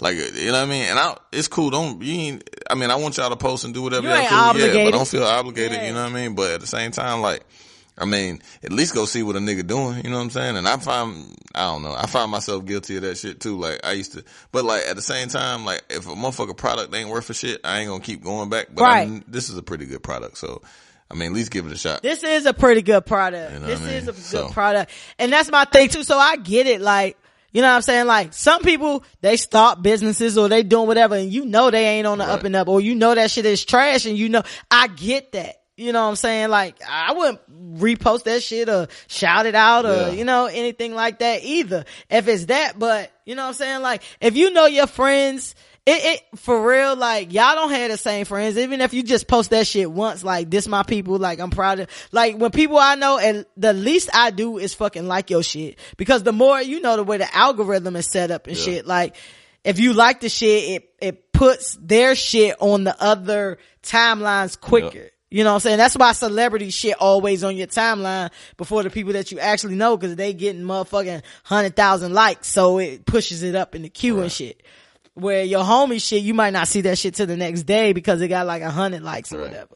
But you know what I'm saying? Like, just at least hit the like button, my nigga. Simple, like, don't be that. Easy. And that, but I feel like the treat to social media is, it's just making us more aware of what's going on, period. Whether you finding out about what's going on in the world, if you finding out who your real friends are, if you finding out, you know what I mean? Like, you finding out who out here stunting and fronting and faking. Like, it gives you information, and it gives information quickly. You know what I'm saying? So I think that is one of the things that is making it so hard for the media to control us like they used to. All right. Cause they used to give us what they wanted to give us. Now, soon some shit happened, somebody was there and somebody posted that shit. So that's just what it is. Pick another, from 1 to 10, no 5. We just used Deuce, 5. Nigga. Deuce. That comes from South Central for all you niggas that went outside. That niggas went outside. The podcast wave. Everybody got a podcast now. What's the trick to that, and what's the treat to that? I think it gives, not necessarily famous people a voice, right? Right. Like me and my good friend and counterpart on the other side of this mic. Yes. And it allows people to provide knowledge. I think it's dope because there's so many different podcasts. I personally only listen to a few, that speak to me, but like, I know Fresh, she like to listen to stories and shit like that. And, like serial killer shit. It's not really for me, but it's so many different waves, like entertainment. But it's out there. It's available. I mean? So it's a bunch of mass media for you to be able to go and hunt and find what you want to listen to and what caters to you. On the flip side of that, it's a lot of shit that doesn't necessarily, like everybody used to want to be a rapper and shit, like, which they still do, but like, people just follow in droves and are sheep essentially. So, I ain't knocking nobody because shit, you might like it. It may not be for me. Some people might not like this podcast, and that's fine too. You know what I mean? But, I think, with anything, when it's oversaturated and when you're inundated, it's kind of hard to find, ones that stick out and ones that keep your attention and grab you, So, I think it's just so much of it, then you may get lost in the sauce, if you do have a very good podcast, you know what I'm saying? Just because people may, get turned off or some shit like that, but. Yeah. I feel you on that. I think the, treat to podcast is exactly what B said. I think that it is something where if you want to have a voice out there, you want a platform, I feel like it's the new YouTube. You know what I'm saying? Like people was getting bread off YouTube, you know what I'm saying? Just doing whatever. And podcast is that thing. And podcasts have actually been around for a long time, you know what I'm saying? Or organically, like it was just this like underground type thing. You know what I'm saying? Where people had podcasts, and that's how you got like serial podcasts and all that, where they just kind of blew up, but they was kind of them podcasts that was there earlier. One of my favorite podcasts is The Read, and The Read is one of like the OGs of like black podcasts and shit like that. You know what I'm saying? So I think it's great because it gives a platform to anybody who wants a platform. If you want to put together a podcast, you can put together a podcast. You just have to go with what it takes to promote it and all that shit. But if you don't mind, you know what I mean, like sharing your voice with 10 niggas, you can share your voice with 10 niggas. You know what I'm saying? The trick to podcast is that, or the podcast wave is that it's all of these corporations with big dollars that are now forming podcasts. So it make it a little bit hard for a podcast that does not have a celebrity or does not have corporate backing. Right. You know what I'm saying? Before you had to get a podcast and then you kind of had to grow your following and shit like that. Just like Instagram or just like YouTube or whatever, you had to grow your following and then you got sponsors. Now you have the big corporations out here, TV, you know what I mean? Like all these big industries, they're putting out podcasts on their own and they already have the backing for it. They already have the hundreds of thousands of dollars or the millions of dollars. Like you'll see like billboards for podcasts now. You know what I'm saying? That are coming from big TV stations and shit like that. So it just makes it a little bit harder to compete. However, if you got fire, you got fire and that shit gonna rise to the top. That. So I ain't worried about it. You know what I'm saying? That. So, you know, that's the whole thing with the podcast wave. Last but not least, pick one more, B. Let's do 10. Dime Trap. 10. All right. That's an interesting one. So plastic surgery. What's the trick and what's the treat? I feel like if you got the trick is, or the treat, I'll start with the treat. If you feel like there's something wrong with you and you have the means to take care of it and change it, by all means do what the fuck you want to. If you feel like your nose is fucked up, change it. May not be it still may be fucked up, but it might be something that you like and if you're okay with it, then you have the option to. On the flip side of that shit, niggas is getting, if you want to women get their titties done and shit after they have children, I know, like, lit tits. You get some lit tits going on, no crescent roll titties, you know what I mean? No crescent roll titties. If you want to get some yeast rolls, you know what I'm saying? You want to get some sister Schubas? Yeah, if you want to get some sister Schubas, nice, pretty, and round, you know what I'm saying? A little butt on them, then you can do that, you know what I mean? But I guess it's when you go like too far, right? Like, so when you do like Mike Jack. Did you see that shit? Did you see that fucking shit I tagged you in on Urban Throwbacks with the Jackson 5 album cover? With the nigga with the hand on his chest. Yeah, I'm like, man. That shit was gay. That was your brother. Like, that shit was weird as fuck, Mike. And like, that shit was crazy. But like, he looked so different, you know what I'm saying? And just like, I think when you go to the extreme with just like anything, you know what I'm saying? I guess that's the trick. If you go to the extreme with anything, I think that's where it goes awry and, can be just like any other addiction. You know what I'm saying? Like niggas get addicted to doing all type of shit and augmenting their bodies is no different. You know what I mean? You see something, one thing you want to change and that shit leads into 50 and now you look crazy as hell. You know what I mean? Facts. I think that's the one thing that social media has kind of taught us too. Like anything can literally become an addiction.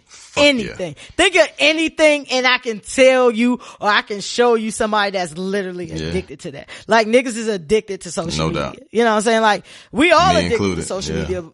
Yeah, you know what I'm saying? Social media anonymous. Just be on that shit. Exactly, and it don't even be no shit going on, and you still clicking shit. Like I hate like that I be watching good ass shows, and I still pick up my phone. So trash. Or I'll be chilling with somebody. Like I've made it so that like if like I'm hanging with somebody, like you know what I'm saying, like more I guess like intimate setting or whatever 1-on-1, I have to like literally put my phone somewhere else and then so that I just won't grab it and be rude. That should be even. Like, if I ain't got my phone, you gotta like, keep my attention. Man. Like, you know what I mean? Like if I ain't tired or some shit, like what the fuck is my phone? Like even I just gotta. That shit sucks. I fucking hate that shit. I hate being fucking attached to something like an object that ain't like. Yeah, I told you I get my phone. I have to take my phone to Apple or whatever where I'm without my phone for 30 minutes. I promise you I done patted my pockets over my phone at least 30 times. Like a cigarette, bro. You need a hit. That shit is Facts, like... Like, what is my thumb's like, what I'm doing while I'm chilling? Like Why I ain't got nothing to do, shit to grab. I ain't got shit to scroll on. Like... But yeah, so with the plastic surgery shit, like B said, I think that one of the great things about plastic surgery is that people are able to fix real shit that's wrong with them, like cleft palates, and you've been in some type of accident, or you'd have had some type of you know what I mean? Like, people can really get shit fixed, like God made surgeons that made plastic surgery. You know what I mean? So hands. I feel like that. But it goes back to what B said as well. It's just about shit being OD. You know what I'm saying? I really feel like plastic surgery is like, well, B got a naked body, but like tattoos and shit. Like, once you get a tattoo, you know what I'm saying? Like, you just want more tattoos. And I feel like that's how people are about plastic surgery, to the point where people are no longer looking like people, my nigga. Like, they looking weird as fuck, but they still can't stop.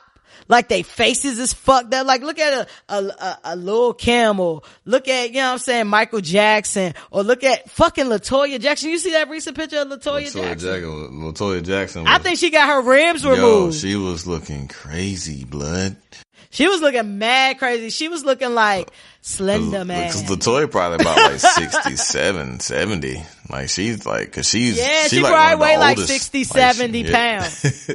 She one of the oldest. Like, I think that bitch looked like an action figure. Yeah, she was trash. Like, and they mad small. Yeah. She looked, cause Janet like 50 and she was the baby. You know what I'm saying? So she gotta be about. Yeah. And you know, it was rumored that like Janet had got one of her ribs removed and shit. Like, so I do know that getting your ribs removed is a thing. I don't know, you know what I'm saying? The allegations is that. Why would you want your... To make your stomach flatter. You know, it's all about the small waist, and the ribs is getting in the way. That bitch is crazy. Yeah, that shit you crazy. Have a rib, you know for what I'm reason. saying? Like, cause that's I feel like it's more of a self-esteem thing. Like, if you got low nigga, some shit gonna fall out. Gonna your goddamn kidney, like, shit's gonna come out. You gonna, the rib holding the kidney in. You just gonna be walking down the street like, oh shit, my kidney, my bad. My kidney done roll down to my ass. You sitting in class and the kidney just roll across the floor. Shit all in your knee, all protruding out because your kidney done roll down because you done took your goddamn rib out. What the fuck? Y'all niggas crazy, man. Your fucking rib out. Niggas is wildin'. Whole heart fall out. I want to thank y'all. I want to thank y'all for listening to us. Stupid. Again, thank y'all for listening to us. Cause I appreciate y'all. I don't even know what be going on sometimes. You know what I'm saying? Shout out to B for getting out of his mood. He had a mood when we first got on. So he got out of that. Shout out to B. Yeah. It's called resiliency. Make sure y'all subscribe to the show. Follow us at the Ain't Shit Show on social media. Y'all know that's an X with an I will be, Twitter, IG, YouTube, Spotify. Leave a comment, you know what I mean, and rate us. Please, please, please, please rate us. That helps a lot. Tell a friend to tell a friend, and if you shout us out on social media, tag us. Sometimes I don't get the tags. I don't understand, because I'll see like shit where people I know that actually tagged us on shit, but because I saw it, but I don't get like a notification. But anyway, tag us. And I want to say this, by this time next week, it will be voting time, November 6th. Vote. We got to get Stacey Abrams in Georgia. Florida, we got to get Andrew Gilliam in. Anything you want to say, people, about voting? Vote. Just be there, man. Make your vote count. Our people died for that shit, and that shit was not too long ago that we couldn't even vote, like in our parents' lifetimes and shit. Vote. And most of our parents, if you're 30 plus.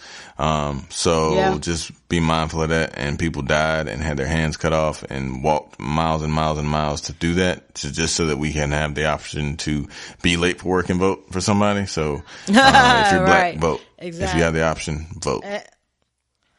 Please vote. Get educated on the vote, too. If they tell you can't vote for whatever reason, ask for a provisional ballot. A lot of these states are getting some quirky rules to try to get their people in. If this Trump administration did not teach you anything, voting should be it. I want to give a shout out to everyone who is promoting voting, because I feel like this is one. one of the first elections in my lifetime where it has been a hard press on midterm elections. Usually they press it out during the presidential elections. And this is a great way to get everybody to understand how government works, and it's local. If y'all don't get those seats blue, then Trump and them gonna still fucking just be signing executive orders because he can't. That'll be another 6 years, basically. Exactly. So your vote counts. So don't be one of them motherfuckers who say your vote don't count, my nigga, cause y'all niggas get on my nerves. Yeah, it you know what I mean? does.